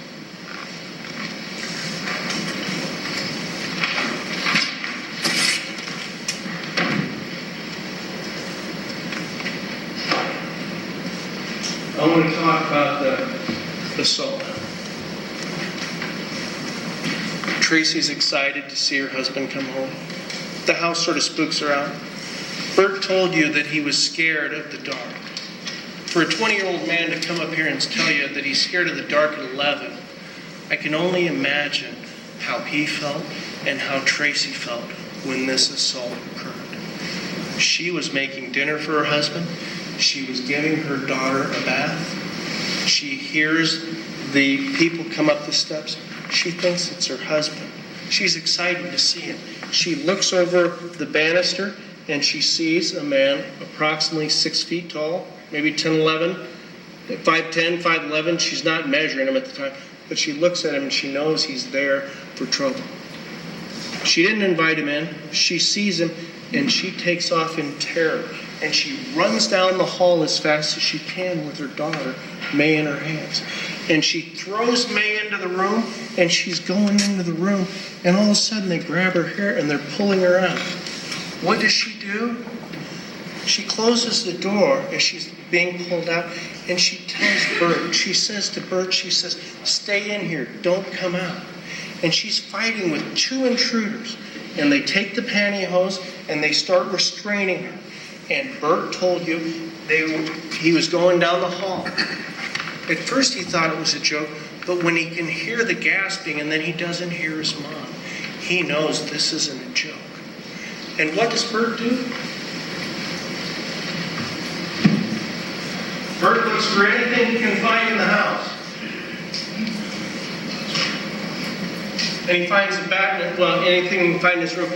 And he gets a bat because he doesn't know what else to do. He's 11 years old. He has his brother or his half-brother and his half-sister with him. What does he do? Did he believe there was a risk? He finds the only thing else he can find, and then he gives his brother, the 3-year-old Noah, a pen and says, if I'm not around, this is what you use. Here's an 11-year-old boy.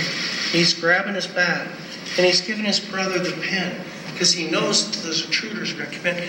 And when he hears Dustin says, we've killed your mom. Shut up. We've killed your mom, and you're next. And he closes the door. And then Bert knows that this isn't a joke. His mom's not playing a trick on him. And they come over there, and they're trying to get in. And he has his shoulder up against the door.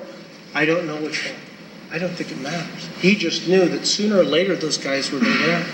And so he told him, he takes the bat. He knows he can't keep it up. He takes the bat, and he thinks whoever comes into this room is going to get him. And then all of a sudden he hears running coming down the hall. And then he hears another struggle. And he doesn't know what's going on. Then he hears the second intruder say, the bitch has a gun. And then he hears shooting. He doesn't know how many shots. Tracy doesn't know how many shots. She just knows that when that guy comes after her and she breaks, she's running down the hall, and she comes to, she gets up, she sees the 2 men standing by her kid's door. She doesn't think, hey, I'm going to go take off, I'm going to go run down the steps and get out for myself. She does what any mom would do. She starts running towards these 2 male intruders. They see her. Does she fight them? No, she retreats. She starts running towards the master bedroom. And why does she do that? Because she knows she's outnumbered, and she knows that there's guns in that gun safe. And one of them grabs her again, and she's fighting, and it's a narrow hallway, and she pushes off of the hallway wall, and both of them hit the back of the other wall. They fall down. It's not graceful. They fall down. And she gets up and she runs for her life. And where does she go? She goes right into where her master bedroom between the wall and the gun safe. And this guy's pulling her out. And he's grabbing at her. And she's trying to get the combination to work. And he's grabbing at her. And she knows that it's getting worse. She finally gets the gun out. Does she tell law enforcement, yeah, I just shot him, it was fine? She says the gun lock was on there. And she tries it again. And she turns around. Do it again. She turns around and she fires. And this guy, Dustin's only 2 or 3 feet from her. He's only 2 or 3 feet from her. And with that, she can follow him right along you can see the trajectory line. She follows it as it flashes. Did she close her eyes? I don't know. But I know that you're taught to shoot to kill. You heard John Caton say that. She sits there she doesn't know how long. But she hears the second intruder go down the steps. She can hear the thudding, but she doesn't know where he is. And then she can hear breathing. And she sort of sits there. And after she's heard the breathing, she hears Bert or she hears one of her kids, and it sort of snaps her out of it. And she realizes she has to go do something. She has to step over Dustin. And Dustin's on the ground, and she has to step over him. It's like you heard Dave Grove talk about, it's like a horror show. She's scared this guy's going to grab her leg as she's stepping over. And then she runs to Bert's room.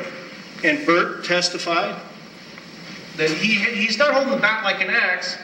He's holding the bat like he's going to swing. And his mom comes in, and he sees it's her, and he goes down like this and hits the floor so he doesn't hit his mom. But he almost took his mom's head off.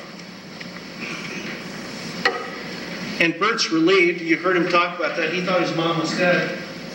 But he's relieved that his mom's alive. They talk for a minute. They have to walk down that same hallway to get downstairs. And as they're walking down the hallway, you saw Bert do this right before break. He sees Dustin. And Dustin's like this. And he says he's rocking, and he moves up like this. That's what Bert told you, that he saw him rocking. And what does Tracy do? Tracy does what any other good mother does. She takes her kids and puts them back in the room. And she comes back, and she doesn't just shoot him. She says, stay down, stay down, stay down. And he won't stay down. She's gotten a second gun when she was at the gun safe after the first shooting. And law enforcement questioned that. If you don't know where a second intruder is in your house, you're going to do whatever you can to protect yourself and your family. He told him to stay down. She told him to stay down. The terror's back. She doesn't know where the second intruder is, and this guy's trying to get up. She does what any reasonable person would do in that situation. She shoots him. She doesn't know how many times, but she shoots him. And then she has Bert go downstairs. Bert says it all became hazy at that time, and he doesn't remember whether he went back up and got May and Noah, but he knows, and he told you that he's sure that no one went downstairs until the second round of shots were fired. And after he's told you the story, and after he's told you that my mom saved my life, I wanted to cry when Bert was talking. When he said, my mom saved my life, if my mom wouldn't have been there, I believe I would have died that day. So what does the government do? After Bert's testified at 20 years of age, I can't imagine being in front of you guys at 20 years of age and having to tell you the worst experience of my life. And they cross-examine him on a report. And then they bring Dennis Sessford up here to say, oh, his story was a little different. Bert was 11. He's in shock. He's thought his mom's going to die.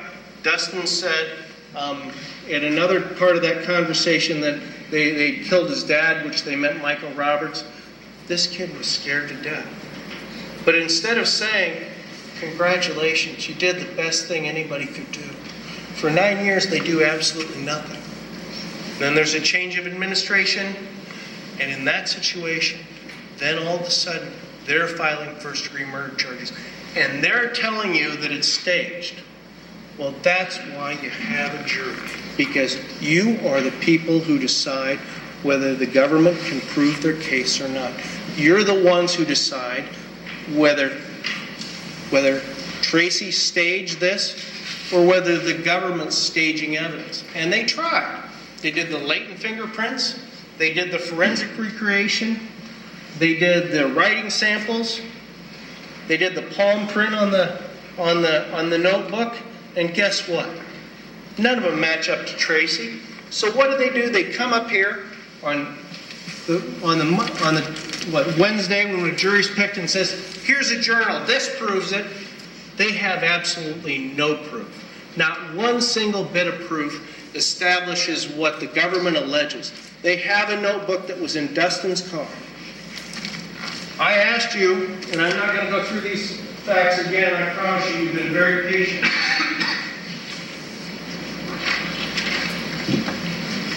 But I asked you when we started this in opening, which seems like a while ago, was Dustin the aggressor? Well, you saw the records. Dustin had cornered his mom. He had aimed a gun at his dad. His mom didn't want him to be alone with his younger sisters. One of the sisters had gone to the hospital. Bert said during paintballing that Dustin was spooky. Was he the aggressor here? Yes. And how do you know that? Dave Grove told you that the best predictor of future violence is past violent acts. Now, is that an absolute? No. But that's the best indicator of violence, is if you've had violence in the past. Also, he has the mental health diagnosis, major depression. Dr. Grove told you that would be a situation where, especially in males, they become aggressive. And with the schizoaffective disorder, they're not social, that it's black and white. You heard him talk about auditory hallucinations. That's not just simply talking to yourself. Everyone does that. But auditory hallucinations is you're not sure what's real and what's not. Was he the aggressor? Absolutely. Tracy didn't let him into the house. Did Tracy believe that she was in imminent danger? Yes. You heard from Bert, who heard this secondhand. He has the bat. He's given his brother a pen. They knew they were in danger. There's no thinking about it. Did she have reasonable grounds for her belief? Absolutely. Because that's a situation where it's fight or flight. It's either the intruders or it's her. And when Bert at 11 is holding a baseball bat and he gives his brother a pen and says, "Here you go. If I don't make it, here's what you have." Reasonable force. If Dustin stays down, Tracy wouldn't have shot him. But when she says on multiple times when he's rocking, "Stay down, stay down, stay down," she did what she had to do to protect her family. She should have come out of there and she should have gotten some kind of adulation. She should have gotten something where they said, "Great way to go." But what happened is 10 years later they filed the criminal charges, the first-degree murder criminal charges against her.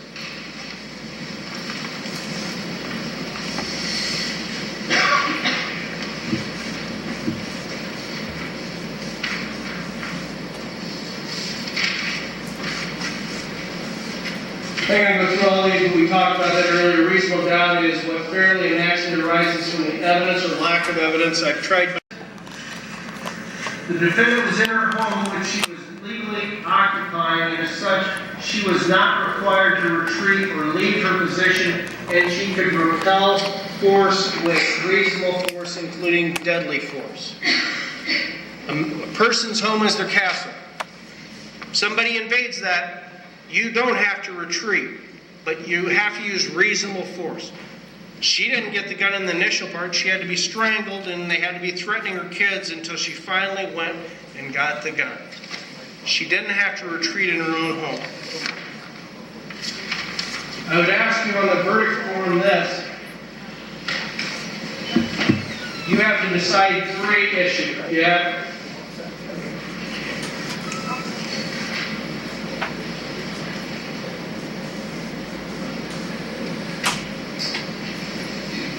This is the jury verdict form that the judge will give you in a minute. There's verdict number 1, which is the defendant's guilty of first-degree murder. Verdict form number 2, which the defendant is guilty of murder in the second degree, that she still had an intent. Well, her intent wasn't to kill this kid for the fun of it. It wasn't because he wasn't going to keep it. He was going to tell somebody that somebody wasn't supposed to tell. Her specific intent was to protect herself and her children. And if she's doing that, she's clearly not guilty of murder in the second degree. Verdict number 3, we the jury find the defendant, Tracy and Richter, not guilty. I'm going to ask that when you do the verdict form, that you do number 3. She's not guilty. And as the government, who has the burden of proof, can come back up here, I'm going to simply ask you to ask yourself the 3 questions that I started my opening statement with 2 weeks ago. The closing statement is, was Dustin the aggressor? Was Tracy in imminent danger? Did she use reasonable force? If they can't explain that away to you, if the government can't prove that to you beyond a reasonable doubt, you must find Tracy not guilty. And here's why. Because Tracy's is charged right now. But you folks are the people who decide what kind of community we live in. And your decision today will help shape what happens in the future. Because if you find Tracy guilty of either first degree or second degree murder, then what you're telling the community is that people who shoot and kill people who break into their house, that with this they don't have to be held accountable. And the kind of community that you want here is a community where people who protect themselves in their own house are not charged or found guilty with first degree or second degree murder. Thank you.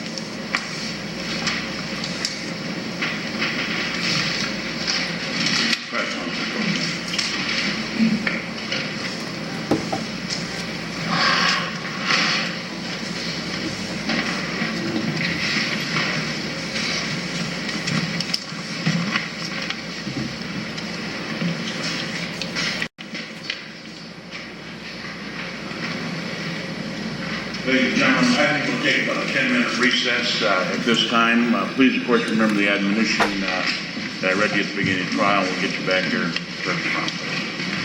All right.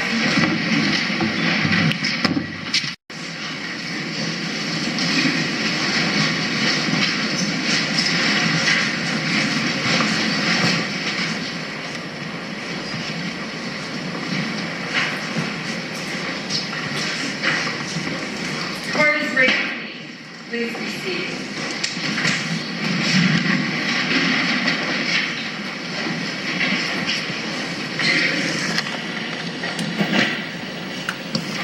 Please be seated. Mr. Amron, you ready for rebuttal? Yes, Your Honor. You may proceed. May it please the court, Yes. counsel. Ladies and gentlemen, the defense argues that this was a home invasion. For that theory to be plausible, you have to ask yourselves, did Dustin Weedy have permission to enter the defendant's home? And again, it's not always direct evidence, but you gotta look at the circumstantial evidence. If Dustin did not have permission, if this is a home invasion, why did he take this pink spiral notebook with him? Does it make sense? Ask yourselves. He writes this notebook, he's apparently being hired to kill somebody, and he sets it in his front seat of his car, right there, and he's gonna go commit a burglary, or some type, actually, he's gonna commit a murder, apparently, according to the pink spiral notebook, and he leaves it right there. Does that make sense? If you have something like that, why would you take it in your car with you? Wouldn't it make more sense you leave it at your house? And why would he drive? Think about that. You saw the photograph? Why would he drive? He's 8 blocks away. So he's going to go in a small town of early Iowa in a car that he uses. He's going to drive it and park it. You've seen the picture where he parked it. Because he's going to commit this murder. Home invasion. Wouldn't it make more sense if you're going to commit a home invasion? You don't drive. You don't have the piece of evidence that would tie you into the alleged killing right on the front seat of your car. Think about this. If he did not have permission to enter that home, Dustin Weedy knew the defendant, knew Bert, knew Michael Roberts, so he walks in there without a mask. Does that make sense? He walks in there without a mask, without gloves, and he's talking to people in the home. Sure, he's going to really hide himself. Does that make any sense? It makes sense because he had permission. That's why he was in there. And why would he talk to Bert behind the door if it wasn't staged? Do you really believe that these alleged intruders, 2 adults, could not get a door open? That 11-year-old? It wasn't locked. There's no evidence in this case at all that door was locked. The only thing we had is Bert Pittman claims it jimmied. But it was a special door because it only jimmied when the intruders were there. But when the defendant came in to check on him and open the door, it opens. Does that make sense? Do you think an 11-year-old is going to keep 2 adults out of a door? Does that make any sense? Does it make any sense that Dustin's on the other side talking to Bert when he knows his voice? He's doing it because it's staged. Dustin has no idea what's going to happen to him. Think about this. Dustin, you heard the evidence in his case. He had 2 bats, an aluminum bat and a baseball bat. Mr. Banstra's an 11-year-old could take somebody's head off with this. So I guess an adult probably could too then. Did we see Dustin Weedy walk into that house with a bat? Any weapon. If the plan is they're going to go over and kill some people, think about it. They go into a home. They don't have any weapons. They didn't think about, we need a weapon. They look for something. Oh, there's pantyhose. We'll use those. Does that make sense? Doesn't make any sense. They're going to go in and do that without having any type of weapons. He had them in his trunk. He could have used them if he wanted to. He didn't need them. He was in there because he was invited.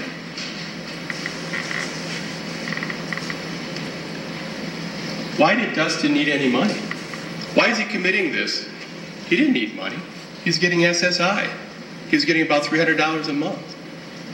Why would Dustin be doing this? Does he have any reason to go over and kill the defendant and her family? And think about this. They want you to believe Dustin apparently decided killing the people in the house. What their plan is to take things. So what do? They take the old computer, not the state-of-the-art computers that Bert Pittman said were right next door, or other equipment in the house. But let's take the old computer from the house. Let's take that out and put it in the car. Is that reasonable? Is that consistent? And when did that happen? Because according to Defendant's Exhibit J, the defendant said, self-reporting, front page, she denies losing consciousness. So she never passed out, never lost consciousness. When are they having the time to take the computer, the monitor, come in and out? And when they're outside, apparently taking the computer out, and she hasn't lost consciousness, why isn't she using that phone in the bedroom to call 911? Why? Because it never happened that way.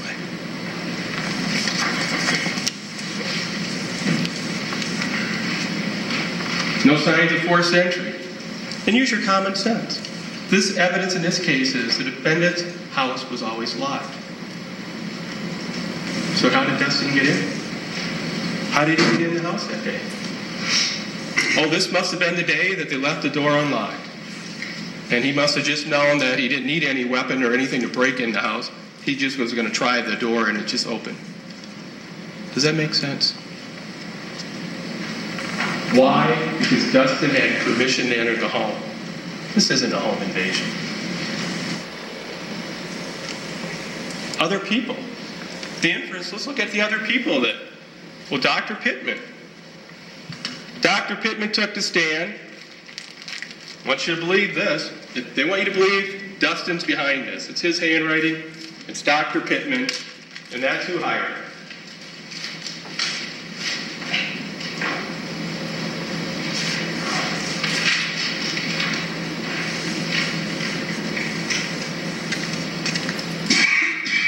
Keep track of our stuff here.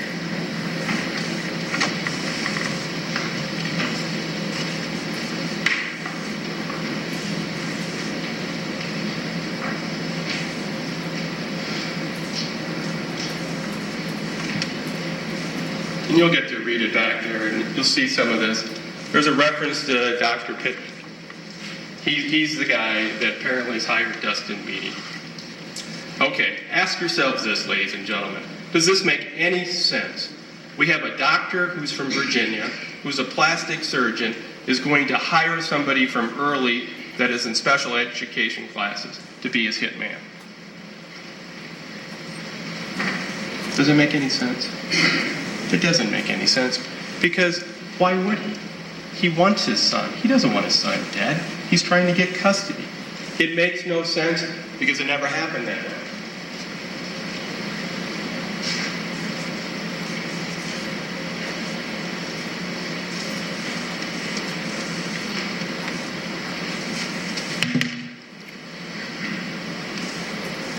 Michael Roberts. Ray Friedman told you. If you want to believe Ray Friedman just lied and they weren't in Minnesota, coming back and Michael gets the call and he's panicked. In fact, they switched drivers because he wanted to drive back fast. You don't want to believe Ray Friedman, but they want you to, if you want to believe that somehow Michael Roberts is involved. So he is smart enough to know what we'll do is we'll put a journal, pig spiral notebook, and blame Dr. Pittman in the car. Does that make any sense? Ray Friedman told you where he was. Michael Roberts wasn't even in the state. Jeremy Collins. There's what the defense said. There's your second intruder, folks. He was having an affair with Dustin's mom, so he quit his job. He did talk to his wife about it. He quit his job December 11th. So if you quit a job December 11th and you call the woman you're having an affair with, somehow that makes you the second intruder. You saw Jeremy Collins. He has suffered a traumatic brain injury. What reason would Jeremy Collins have to do any of this? And think about this. You saw his size. Do you really believe Jeremy Collins would be in the house, excluding Dustin Weedy, and he couldn't pull the defendant away from the safe? Does that make any sense? It doesn't make any sense. Jeremy Collins wasn't there. He told you he wasn't there. He said he thought he was at home with his kids. His wife told you, okay, so he's at the bar. She talked to him on the phone, and she didn't drive by and see a truck. She saw his truck. It was between 6:30 and 7. And the reason that's important is, how long does it take to get from Ida Grove to Early? She said about 45 minutes. 45 minutes doesn't add up. The 911 call was at 7:07. Jeremy Collins wasn't there. He's not the second guy. They want to make it look like the police didn't do it and follow up on Jeremy Collins, therefore you should just acquit her. Well, folks, they didn't follow up on him because there was no reason to follow up on him. Leaving a phone number on somebody's house that you're having an affair with doesn't make you a suspect that's even not in the home where the crime happened. Plus, he's alibied out. He had no reason. He had no motive. His dad has money. He doesn't have any need for money.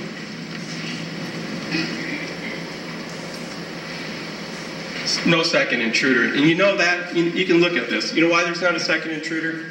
No signs of forced entry. There's no signs of a struggle. You saw those photographs. Do you really think there's a struggle up in the hallway in the bedroom? You're not going to have stuff knocked over? Mr. Harvey told you that. Mr. Harvey told you that. There was no signs of a struggle. You have the photographs you can look at in there. There isn't things knocked off the dressers.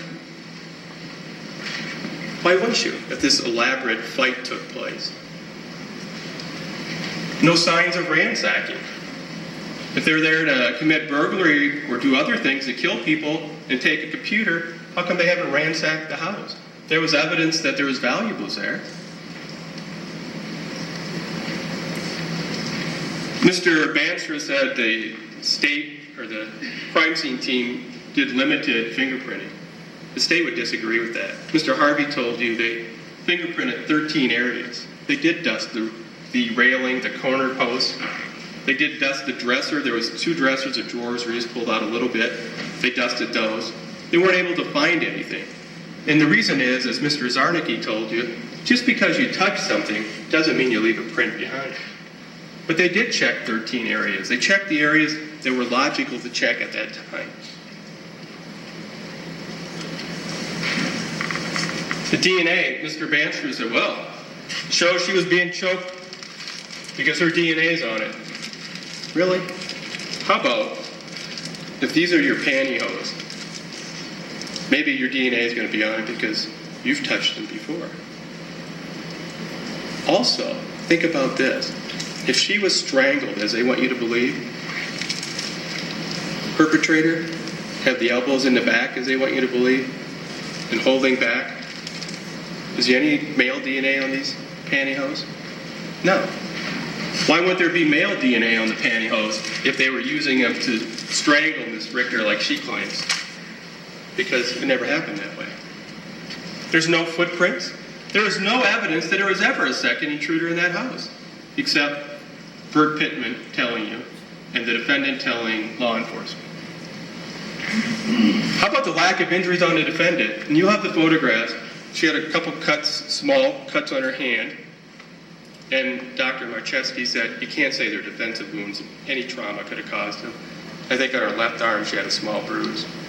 Well, all this restraint is being done to the defendant with their elbows in her back. Where's those injuries to the back?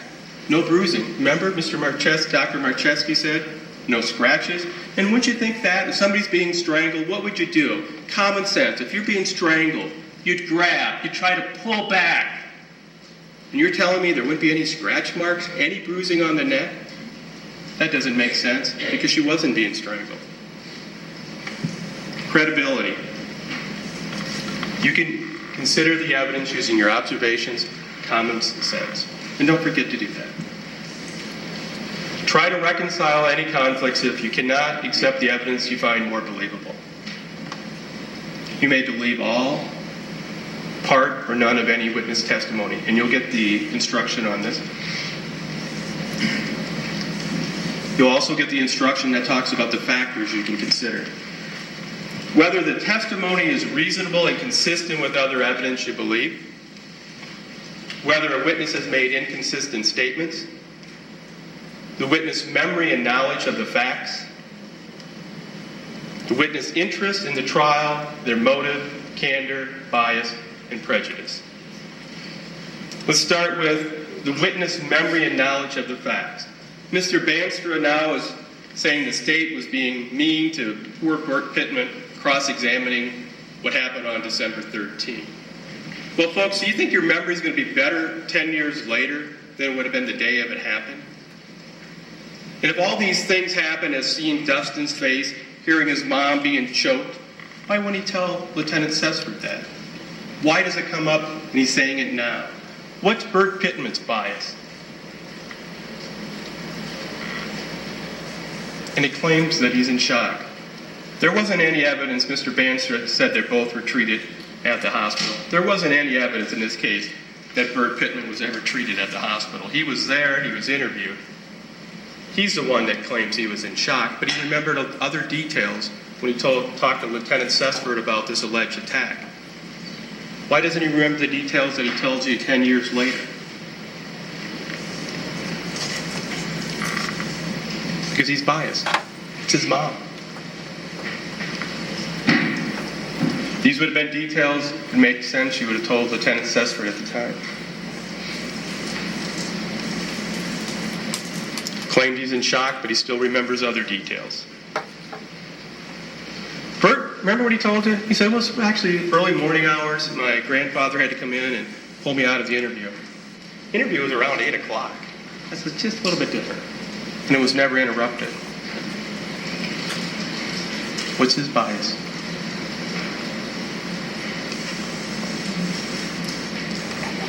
He said on December 13, 2001, that he heard screaming for help. May got out of the room. The defendant brought her back and told her to keep the kids in the bedroom and don't leave. That's consistent with being staged. You stay in here, Bert doesn't know what's going on, and the defendant and Dustin are outside. The defendant told Bert, the other guy, this other alleged second intruder, had gloves and ski mask. Does that make sense? How is she going to identify a second intruder if he has a ski mask? Bert is the one who asked, should he call 911? Dr. Marcheski, no scratches on the defendant beside in the thumb area and the one on the left arm, on her arms, back, or neck. That's not consistent with being attacked, folks. There would be other injuries. Use your common sense on that. No bruising on her neck. No blood in the eyes. And that was important for strangulation. If you're being strangled, those asked questions about if they had petechiae, blood spots in the eye. Her eyes were fine. There was no blood spots in them. The vision was fine. All right, a little malfunction. Change that in a second.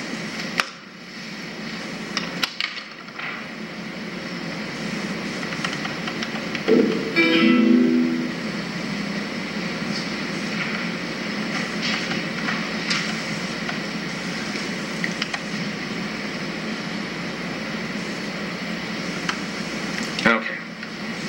So we got the person, Dr. Marcheski told you, the person who does autopsies would have more experience with ligature marks. And it makes sense. He's a fine doctor, he's a general practitioner, but he says he only had 4 cases, and it's people that he saw that mark be like a snowmobile hitting a wire, something straight on, not a ligature mark. Dr. Carroll, who's done several hundred autopsies, he told you what type of mark. And Mr. Banster said, you remember we showed the tie example to Scott McDonough? Use your memory. What did Mr. McDonough say? No, you see the tie is higher up the carotid arteries. It would have to be. If you're being strangled and you claim you lost consciousness, it'd have to be higher up.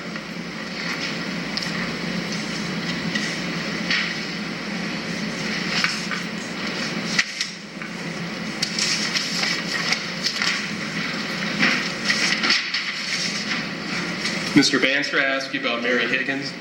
Okay, so Mary Higgins said her husband is friends or goes to daily mass with the county attorney. She didn't say she was best friends with the county attorney.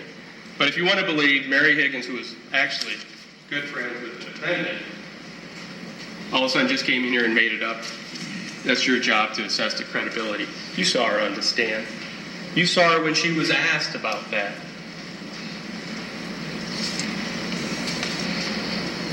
Robin Paget said it wasn't the pink spiral notebook. She had discussions with Mary Higgins early on. It was State's Exhibit number 90, the black composition book. This is the one that was found in in Dustin's basement by his mom. It's just a little small notebook. It wasn't the pink spiral notebook.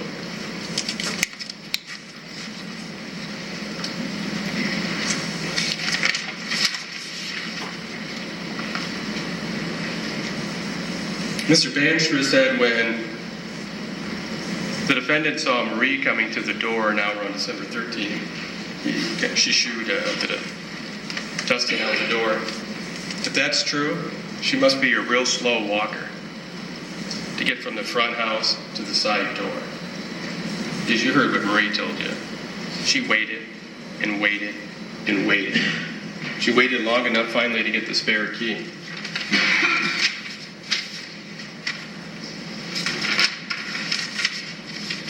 Mr. Banster said Bert said it was dark downstairs. Well, that may be what Bert says, but that's not what the defendant said in her interviews. She said the kitchen light was on, and she said the hall light was on. So there was some lighting. Think about it, if it was completely dark, you wouldn't be able to see anything. It's interesting when Bert Pittman tells you yesterday that he's an 11-year-old watching a movie in his room, and you saw the diagram, State's Exhibit.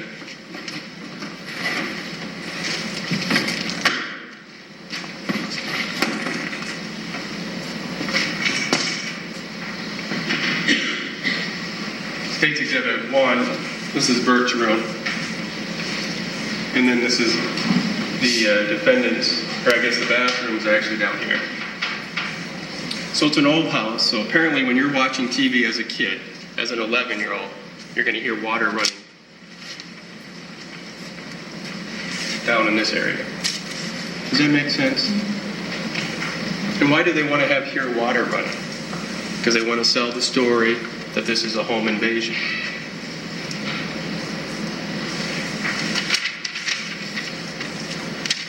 They said Dr. Carroll looked at some old photographs. Use your memory. That's what Mr. Banster said. Dr. Carroll was showing State's Exhibit 14. This is the photograph at the hospital. And this is the one he said, these marks are not consistent with ligature marks. It wasn't. He was shown the photo 3 days later as well. And somehow they want you to believe then, because he's a pathologist who specializes in manner and cause of death, that because he looks at a photograph, he can't tell you if that's a ligature mark. Use your own common sense on that.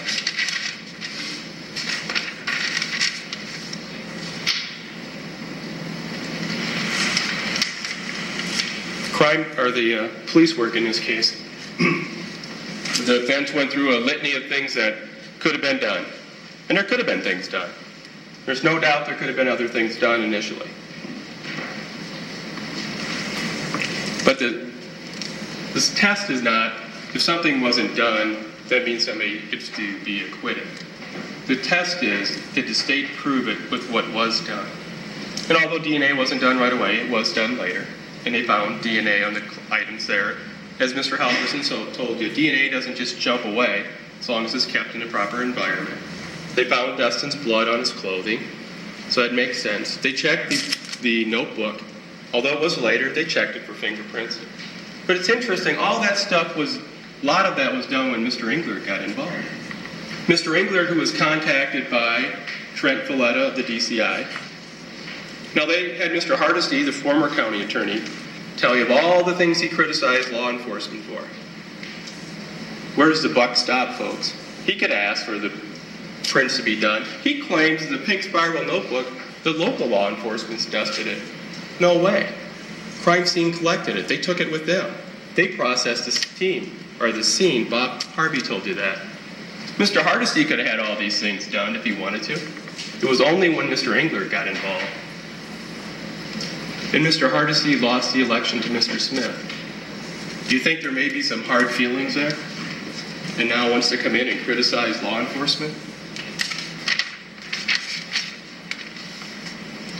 Mr. Bannister said, well, wait a minute, the blood was cleaned up at the scene when Bob Harvey was at the autopsy. What did he tell you? They processed the scene. They had already completed the process.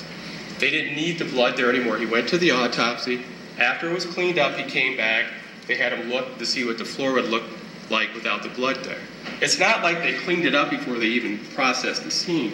But that's what the defense wants you to infer, which is not true. They processed the scene. Mr. Harvey was asked about a videotape of the crime scene. He could have done it, but they have photographs. They have photographs to preserve what was there.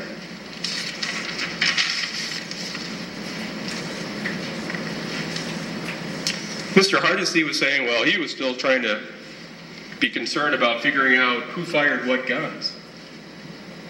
Who fired what guns? Come on, that was decided early on. Mr. Harvey told you, there was 10 casings found. There was a Beretta. The defendant admitted she fired the Beretta. There was one spent casing on a .357, so there was 11 shots fired, and the .357 the defendant admitted to firing once. Why is he still trying to figure out who fired the guns? Mr. Harvey figured that out early on. And he didn't have to take those bullets out of the floor. He said he could have. They could have damaged the house and do it. But what did he say? They already knew. They had the defendant admitting to 2 guns. They had shell casings of bullets they could test. And the trajectory, they went back later, and they put the rods in where the 2 bullet holes. But that doesn't tell you the trajectory. That just tells you there's 2 holes. Mr. Halverson told you that. Now, the defense wants you to believe that Mr. Englert said, well, it's true that Tracy was on her knees. No. You remember what Mr. Englert said. That's one possibility. That's one possibility. It could have been lower. She could have been on her knees. But that's only for the first volley of shots. He didn't say, and Mr. Harvey never said, all the shots occurred back there.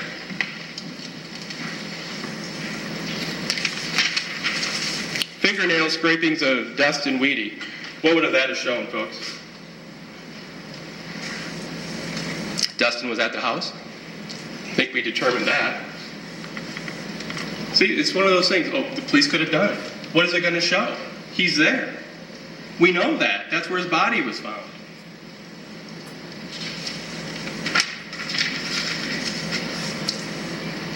The state would disagree when the defense said Mr. Harvey agreed that it was self-defense.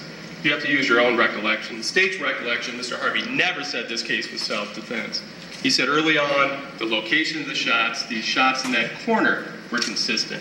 But he never said it was self-defense.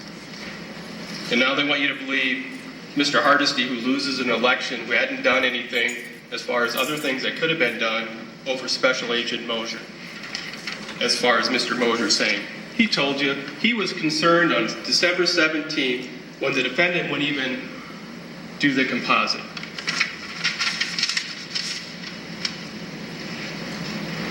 Somehow they were asking about, Mr. Bannister said soot or stippling. That was checked. He said that was a lack of police effort. They did check it. There wasn't any soot at the autopsy, and there wasn't any on the clothing Mr. Englert tested or looked at.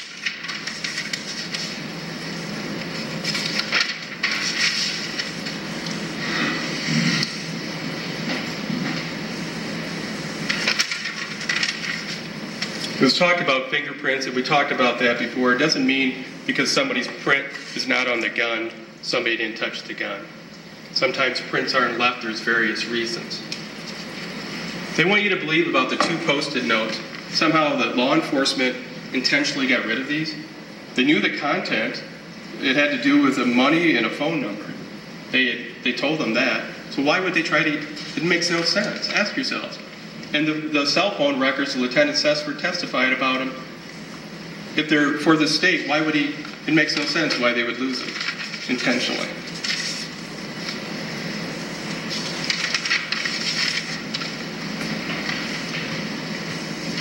Mr. Bannister said Mr. Harvey told you that, in his opinion, Dustin's head was off the ground. I think that's what he said. Mr. Harvey said Dustin's head was off the ground on those shots. That's not the state's recollection. Mr. Harvey said the .357 that was bullet that was under Dustin's left ear, his opinion, his head had to be on the ground. And furthermore, who's the expert? Dr. Carroll. He's the one that's going to tell you about short wounds, and that's what it was. And it doesn't mean that the angle had to be like this at all, because we can't show the angle. The angle just is, it can be any degree, but it's toward the ground. And the reason that's important, the 3 shots to the back of Dustin's head,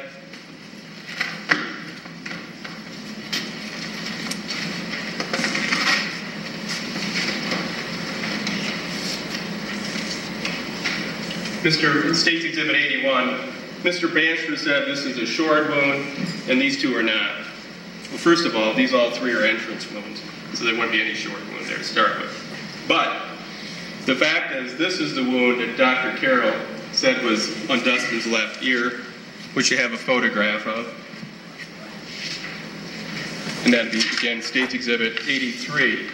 That's the short wound. That's the one that his head is on the floor. His ear is on the floor.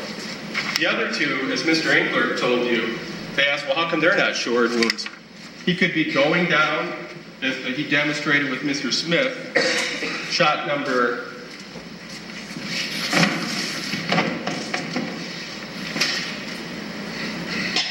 would be shot number 4. And he demonstrated with Mr. Smith as Dustin's going this way. It's going in the ground. But the 2 wounds, and you're going to see these photos, so I don't want to make it too graphic for you, but State's Exhibit 77 is Dustin's eye. It's not against the floor, but his ear is on the floor. And then you had the other one was State's Exhibit number 78. The exit wound is number 12, and his chin could be off the floor. That's why they went to short wounds. It could be before he hit the ground, but the reason it's important is this. The defendant's first story, all 10 shots happened when she was back in that bed area. She only fired once with the .357. Her second story, she fired once with the Beretta when she was standing over Dustin, and one with the .357. The reason that's important is that's 2 bullet wounds she can't account for. Her story doesn't match the physical evidence. They showed you trying to attack Mr. Engler, ZZ3, I believe. And they said, well, look, there's not a dot on there where it's supposed to. Remember what Mr. Engler said when they were showing the defense photographs? This is a work in progress. They kept taking photographs at different positions. And then when you look at State's Exhibit 118, look at where the markings are placed. And you'll get a chance, and I can put that on the elbow to show you.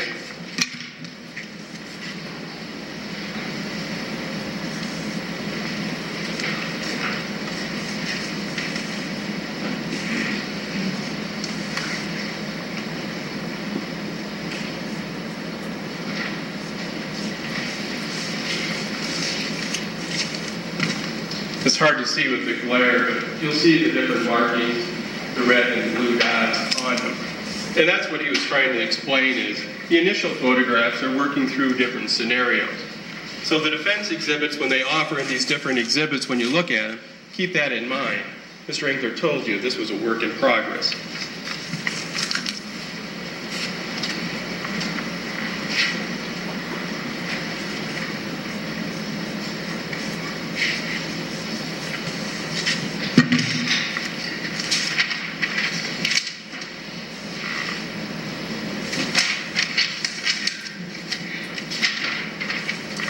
Mr. Engler did say that wound number 8, they had the probe in it at the State's Exhibit 84. It was at a slight degree. It was a 2 degree. It's almost horizontal. It's just a 2 degree angle.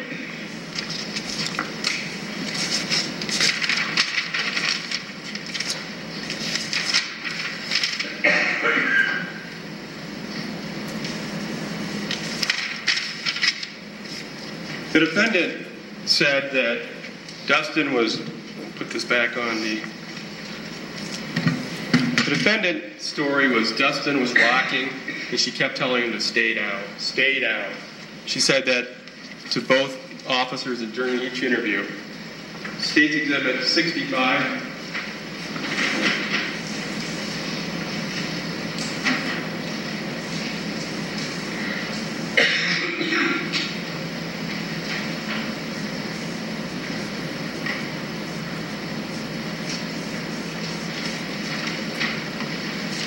And you'll have other photographs to look at. When you go back and look at those photographs,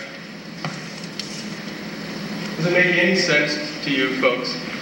The person's rocking and trying to get up. Where's the blood smears? Do you think he's not going to have any blood smeared and he's trying to get up anywhere in that area? Do you see any blood smears? You see State's Exhibit 42.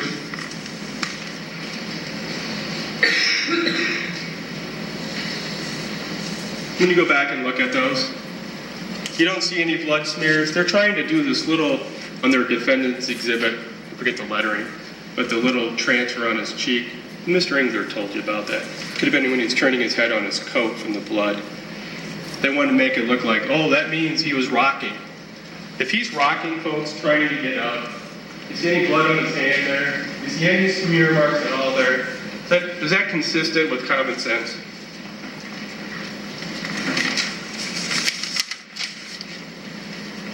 Defendant's story makes no sense because it never happened that way.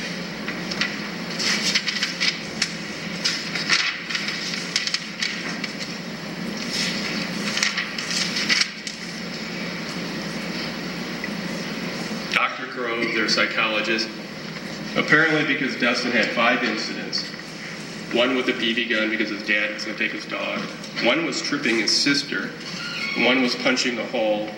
So somehow now he's this violent, lunatic, crazed killer out there. Do you really believe on 5 incidents over a teenager's life, all of a sudden now he's some type of crazed psycho? He also has a mental health history. So apparently if you have a mental health diagnosis and you have 5 incidents in your past, that makes you some crazed psycho lunatic? Come on, think about it.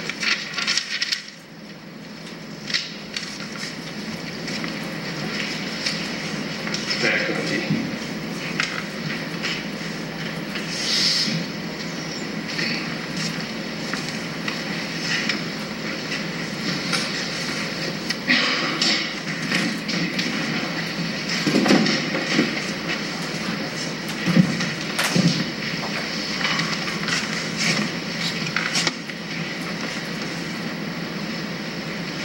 Mr. Banster said, what evidence does the state ever prove in this case that the writing was interrupted?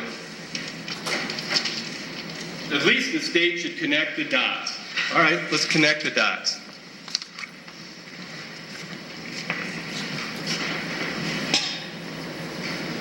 Paragraph 10.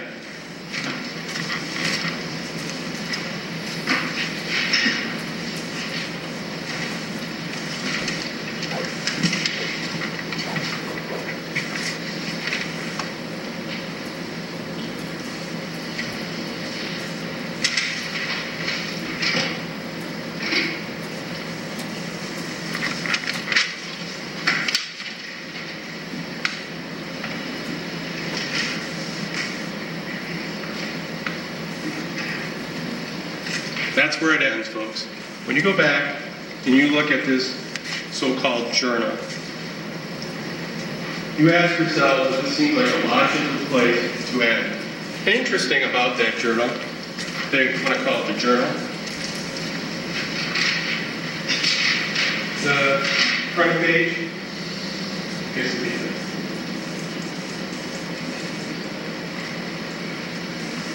what does that say? The Daily Journal of blank. Dustin doesn't even put his name on there. Does that make sense? And again, does it make sense if he's going to keep a journal like this, why would he have it with him? Or does it make more sense if you look at the journal?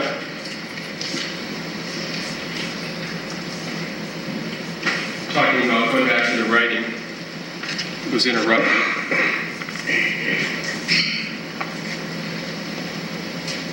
Maybe I'll do it this way for now. I'll keep this one on. Gary Lick testified Dustin's handwriting contained speed in a lot of the pen strokes.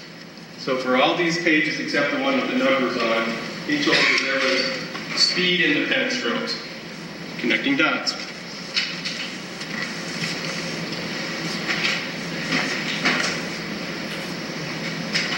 All the pages were consistent with a black roller pen.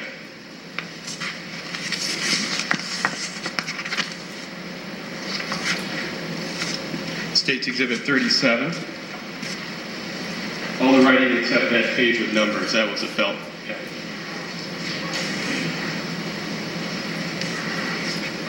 State's Exhibit 37.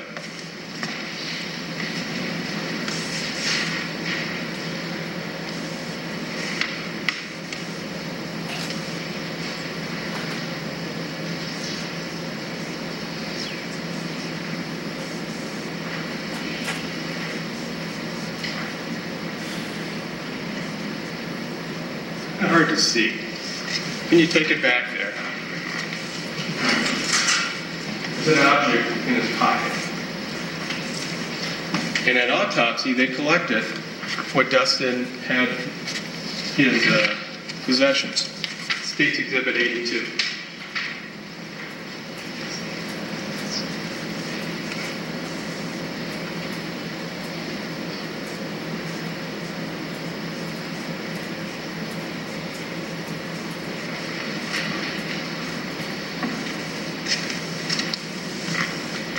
When you go back there and look at this, does that look like a black roller pen?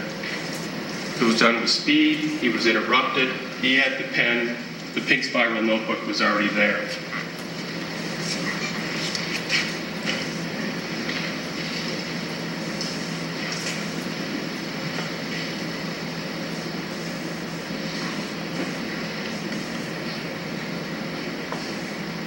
Going back to the pink spiral notebook,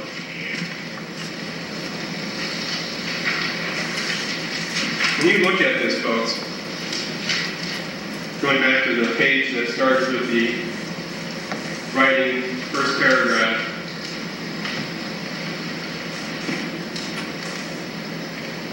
when you review this, ask yourselves if you really believe this is a journal or is this a hate letter? Who despised Dr. Pittman at this time? The defendant despised him. In fact, it's interesting for Dustin Weedy, he spells Dr. Pittman with a unique spelling, P-I-T-M-A-N, right? He also has this.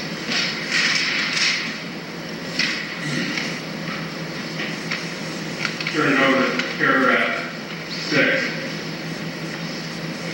How does, I don't know if you can see that where you are, I can put it over here. Paragraph 6. Stephen Comey. Comey's actually spelled correctly. Who would have a hatred for Stephen Comey? Would Dustin Weedy have a hatred for him, or would the person that has a custody battle against her husband, and this is the attorney representing her husband, dislike him? But then you have the side note.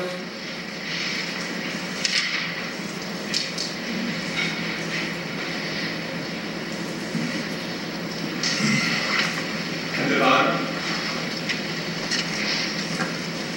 Interesting that Dustin would use the term side note. Wanted to be a shrink. Family disapproved. What did Dr. Pittman tell you that? That was true. Who knew that? The defendant and his family. How would Dustin Weedy know that?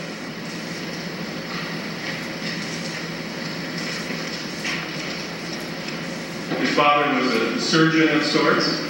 Family wished to follow in his father's footsteps. Dr. Pittman said that was true. Defendant knew that, and Dr. Pittman's family. How would Dustin Weedy know that? Does it make any sense that Dustin Weedy, if you believe that he was hired by Dr. Pittman, that Dr. Pittman's going to give him all this background information? Does it make any sense? Or does it make more sense the person that despised Dr. Pittman wanted somebody to write a journal because they knew if the police would find this journal in Dustin's car, Dr. Pittman would be in a lot of trouble. And who had the motive to do that? Did Jeremy Collins have that motive? Or did Ms. Richter have that motive?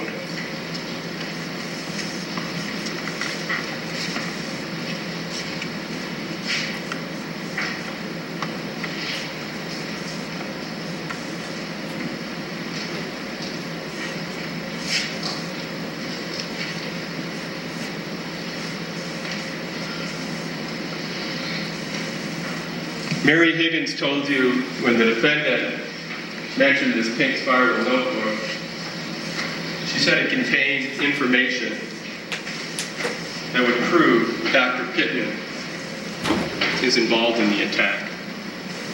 The only way the defendant would know that this would contain information that Dr. Pittman was involved in the attack is because she was involved in providing the information.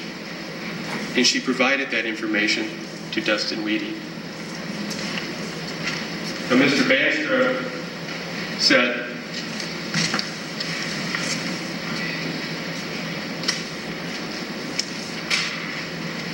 you're telling the community, if you find her not guilty, it's okay to shoot somebody that breaks in your house. Well, ladies and gentlemen, the state's going to ask you to do this. The state's going to say, you can tell the community this. If you at this point set up someone and intentionally shoot them in the back of the head 3 times and kill them, you are going to be held responsible. That's what the message you can send. You can be held accountable for your actions. And how about Dustin Weedy in all this? State's Exhibit 89.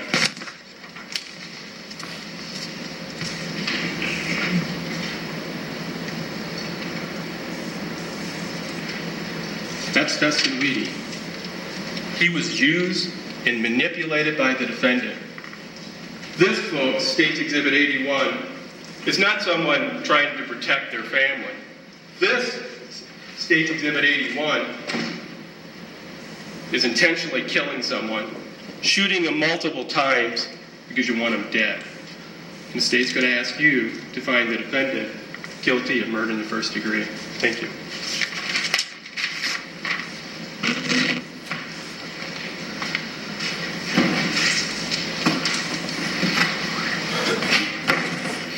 Ladies and gentlemen, I have Ms. Richardson hand each one of you a copy of the court's instructions.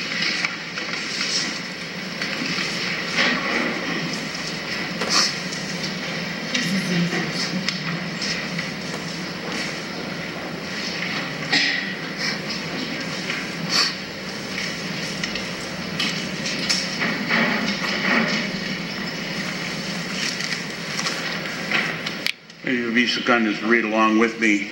In the Iowa District Court in and for Sac County, State of Iowa Plaintiff versus Tracy Ann Richter, defendant, criminal number FECR 011900. Instructions of the court. Instruction number 1. This is a criminal prosecution in which the State of Iowa, hereinafter called the State, charges the defendant, Tracy Ann Richter, hereinafter called defendant, by trial information with the criminal offense of murder in the first degree in violation of Iowa Code Sections 707.1 and 707.2 subsection 1. It is charged that defendant, on or about December 13, 2001, did commit murder resulting in the death of Dustin Weedy. The trial information also includes the lesser included offense of murder in the second degree. The trial information is the document that formally charges the defendant with a crime and is merely the method by which the defendant is brought into court for trial. It is not evidence. The defendant has entered a plea of not guilty and has filed a justification defense. The plea of not guilty is a complete denial of the charges and places the burden on the state to prove guilt beyond a reasonable doubt. Whenever I instruct you the state must prove something, it must be by evidence beyond a reasonable doubt. If the state does not prove the defendant guilty beyond reasonable doubt, your verdict must be not guilty. Instruction number 2. The defendant is presumed innocent and not guilty. This presumption of innocence requires you to put aside all suspicion which might arise from the arrest, charge, or the present situation of the defendant. The presumption of innocence remains with the defendant throughout the trial unless the evidence establishes guilt beyond a reasonable doubt. Number 3. You must determine whether the defendant is guilty or not guilty from the evidence and the law and these instructions. You must consider all of the instructions together. No one instruction includes all of the applicable law. Number 4, the duty of the jury is to determine if the defendant is guilty or not guilty. In the event of a guilty verdict, you have nothing to do with punishment. Number 5, nothing I have said or done during the trial was intended to give any opinion as to the facts, proof, or what your verdict should be. Number 6, the burden is on the state to prove the defendant guilty beyond reasonable doubt. A reasonable doubt is one that fairly and naturally arises from the evidence or lack of evidence produced by the state. If after a full and fair consideration of all the evidence, you are firmly convinced of the defendant's guilt, then you have no reasonable doubt and should find the defendant guilty. But if, after full and fair consideration of all the evidence or lack of evidence produced by the state, you are not firmly convinced of the defendant's guilt, then you have a reasonable doubt and you should find the defendant not guilty. If there is a reasonable doubt as to the degree of the crime, the defendant shall only be convicted of the degree for which there is no reasonable doubt. Number 7, you shall base your verdict only upon the evidence in these instructions. Evidence is 1, testimony in person or by deposition. 2, exhibits received by the court. You may examine the exhibits closely, but be careful not to alter or destroy them. Number 3, stipulations, which are agreements between the attorneys. The following are not evidence: statements, arguments, questions, and comments by the lawyers. 2, objections and rulings on objections. 3, testimony I told you to disregard. 4, anything you saw or heard about this case outside the courtroom. Number 8, in considering the evidence, you may make deductions and reach conclusions according to reason and common sense. Facts may be proved by direct evidence, circumstantial evidence, or both. Direct evidence is evidence from a witness who claims actual knowledge of a fact, such as an eyewitness. Circumstantial evidence is evidence about a chain of facts which show the defendant is either guilty or not guilty. The law makes no distinction between direct and circumstantial evidence. Give all the evidence the weight and value you think it is entitled to receive. Number 9, decide the facts from the evidence. Consider the evidence using your observations, common sense, and experience. Try to reconcile any conflicts in the evidence, but if you cannot, accept the evidence you find more believable. In determining the facts, you may have to decide what testimony you believe. You may believe all, part, or none of any witness's testimony. There are many factors which you may consider in deciding what testimony to believe. For example, 1, whether the testimony is reasonable and consistent with other evidence you believe. 2, whether a witness has made inconsistent statements. 3, the witness's appearance, conduct, age, intelligence, memory, and knowledge of the facts. And 4, the witness's interest in the trial, their motive, candor, bias, and prejudice. Number 10, if you find that documents in the form of post-it notes, telephone records, and other papers existed and the state knowingly and intentionally destroyed those documents, you may, but are not required to, conclude that the information contained in those documents would be unfavorable to the state and favorable to the defendant. Number 11, you have heard testimony from persons described as experts. Persons who have become experts in a field because of their education and experience may give their opinion on matters in that field and the reasons for their opinion. Consider expert testimony just like any other testimony. You may accept it or reject it. You may give it as much weight as you think it deserves, considering the witness's education and experience, the reasons given for the opinion, and all the other evidence in the case. Number 12, the state must prove all of the following elements of murder in the first degree. Number 1, on or about the 13th day of December 2001, the defendant shot Dustin Weedy. Number 2, Dustin Weedy died as a result of being shot. 3, the defendant acted with malice aforethought. 4, the defendant acted willfully, deliberately, premeditatedly, and with a specific intent to kill Dustin Weedy. 5, the defendant was not justified by acting in self-defense. If the state has proved all of the elements, the defendant is guilty of murder in the first degree. If the state has failed to prove any one of the elements, the defendant is not guilty of murder in the first degree, and you will then consider the charge of murder in the second degree explained in instruction. It should be 18, gentlemen. Number 13, concerning element number 2 of instruction 12, the wounds inflicted by the defendant resulted in the death of Dustin Weedy if they caused or directly contributed to his death.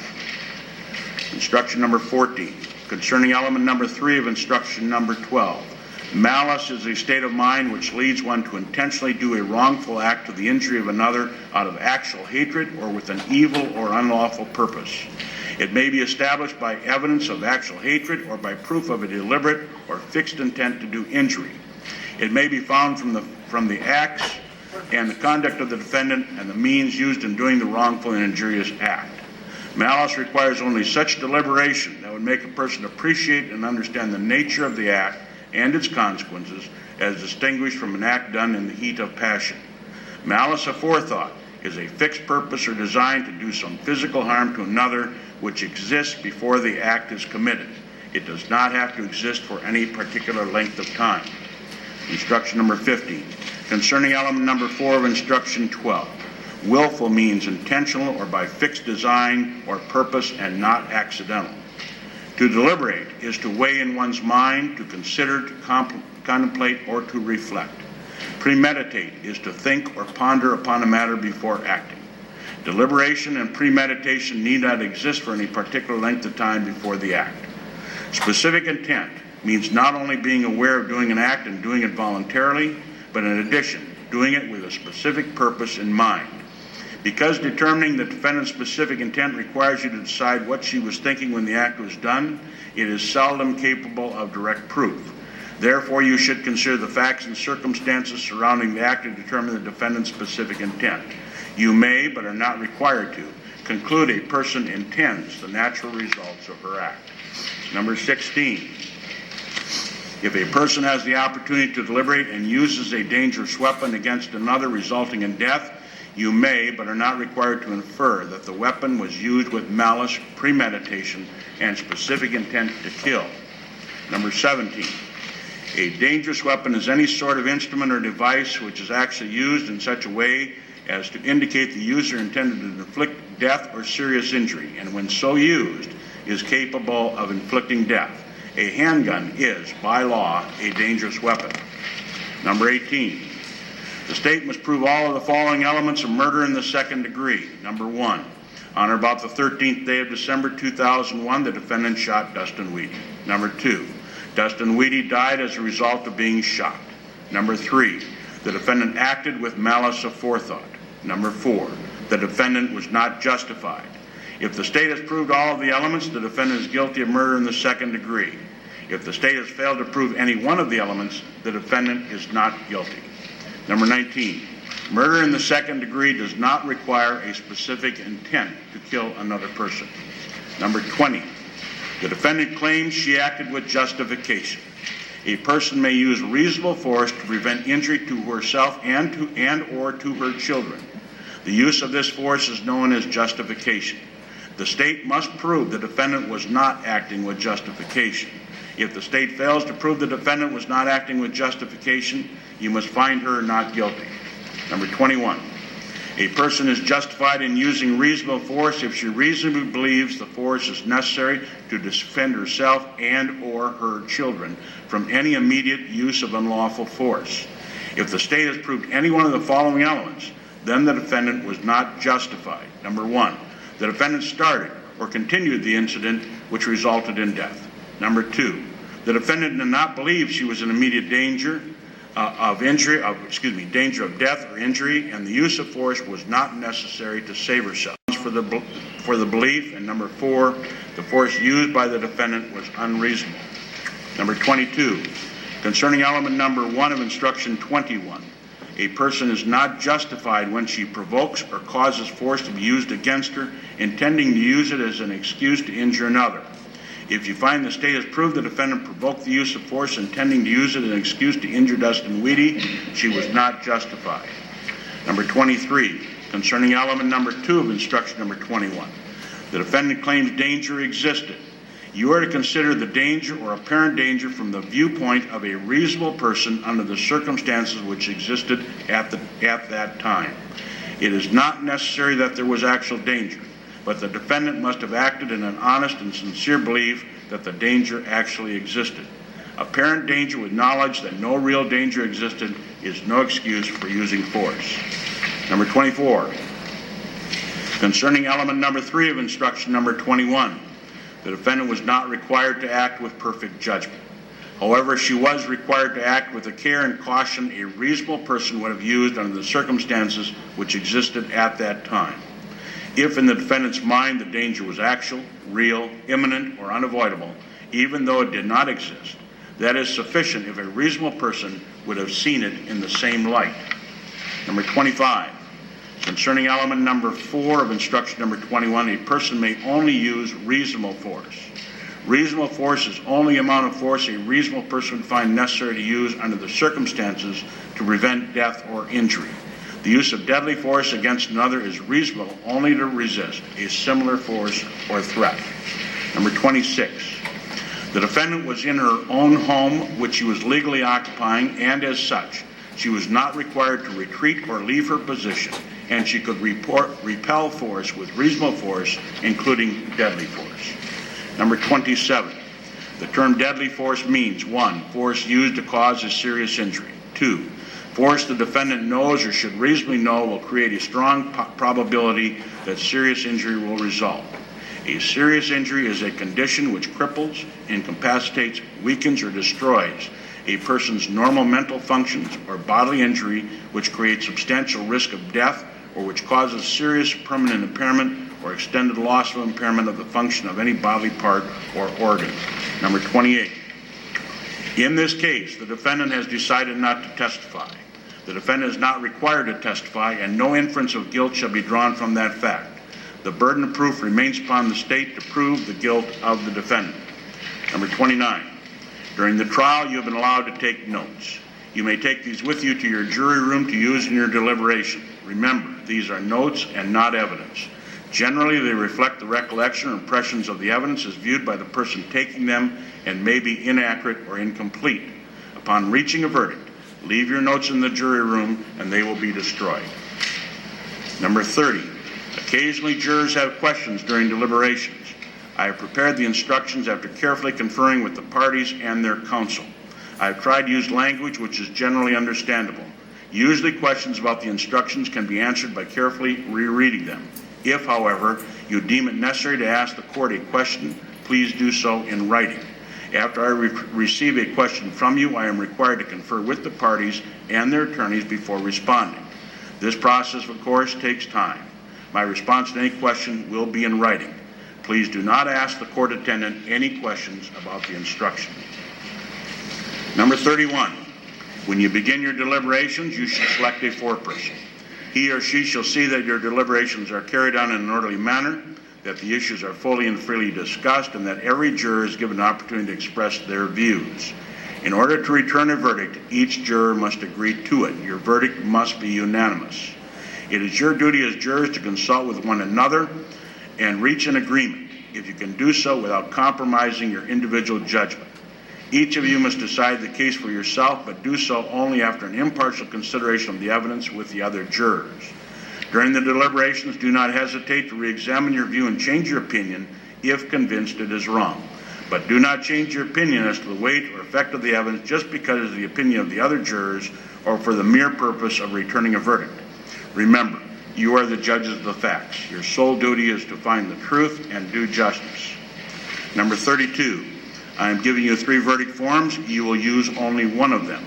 When you've agreed upon a verdict and the foreperson has signed the verdict form, please notify the court attendant dated this 4th day of November 2011, Cordell Wilkie District Court Judge.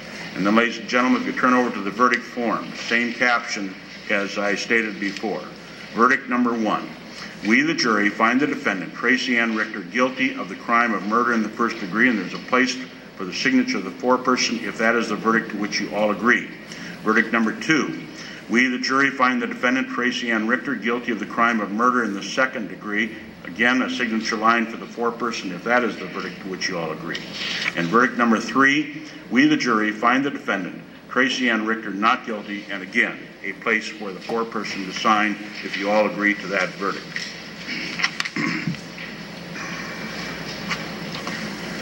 Ladies and gentlemen, I will send back, along with the exhibits, back to the jury room, the original copy of the instructions with the verdict form. The only notes that should be, no only notation of any kind that should be on this particular copy should be the signature for the foreperson. In other words, don't make any doodle marks or anything on this copy. What you do with your copy is fine. You can make all the marks you so desire, but not on this one.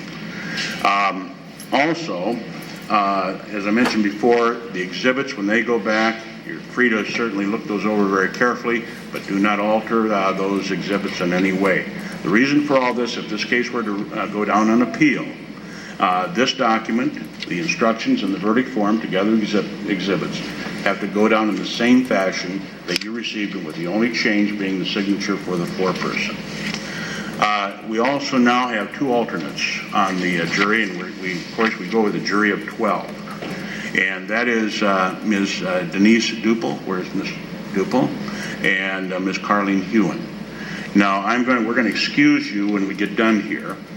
You can get your things from the jury room, and then you can leave, but I'm going to ask the 2 of you to remember the admonition, because during the course of deliberations, if there should be some problem that comes up with the other jurors, for example, that we have to bring you back in, we want you to come back in without having any discussions outside of this courtroom. If the jury reaches a verdict, we will call you immediately and let you know, and then for all of you, for that matter, the admonition is an end. And by that I mean you are free to talk to anybody about this case as you desire, or you are free not to talk with anybody as you so desire. But the admonition will be over with at that time. And so, are you ready to take the oath? Do you solemnly swear that you will take and keep this jury together in their jury room and not to allow any person to speak or communicate with them, except to ask whether they have agreed upon their verdict, and not to communicate with them the state of their deliberation of the verdict agreed upon until that verdict has been declared in open court and received by the court, unless the jury be sooner discharged by the court, and that the exhibits taken by you and delivered to the jury should not be left unattended or tampered with until returned in open court, so help you God, if so I will. I will. All right? And ladies and gentlemen, when you get back in your jury room, we'll also order in some lunch for you as well, so you can do your deliberation. Okay. Anything further, gentlemen? Ready? All right. You may go back to the jury room at this time. Thank you. All right.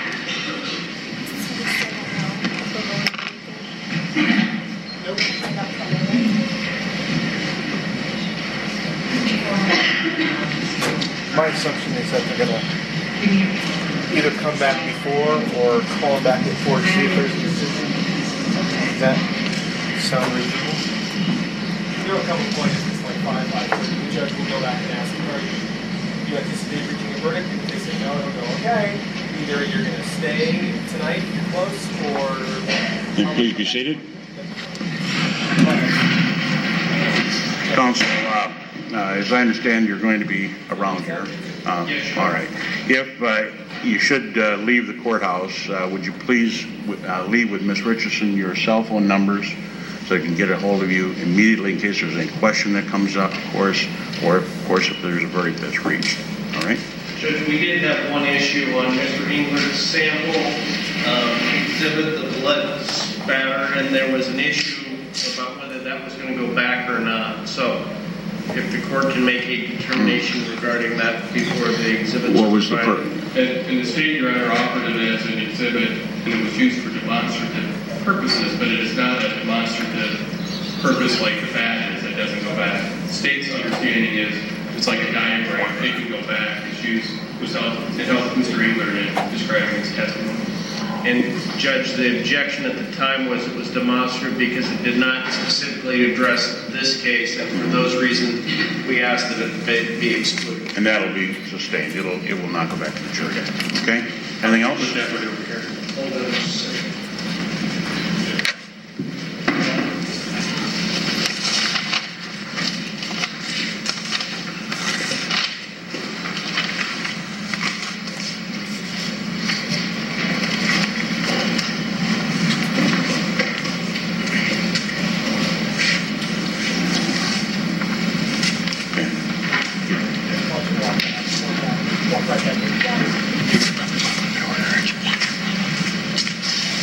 While we're all at once.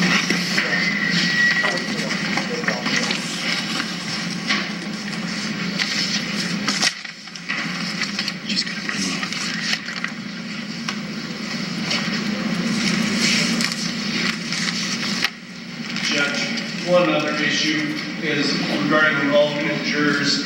There was discussions in chambers regarding one of the witnesses having injuries. On the jurors? Jurors, and I would specifically request that the court keep the alternates here, because my concern, Judge, is if in fact we would have a situation where a juror would fall ill, then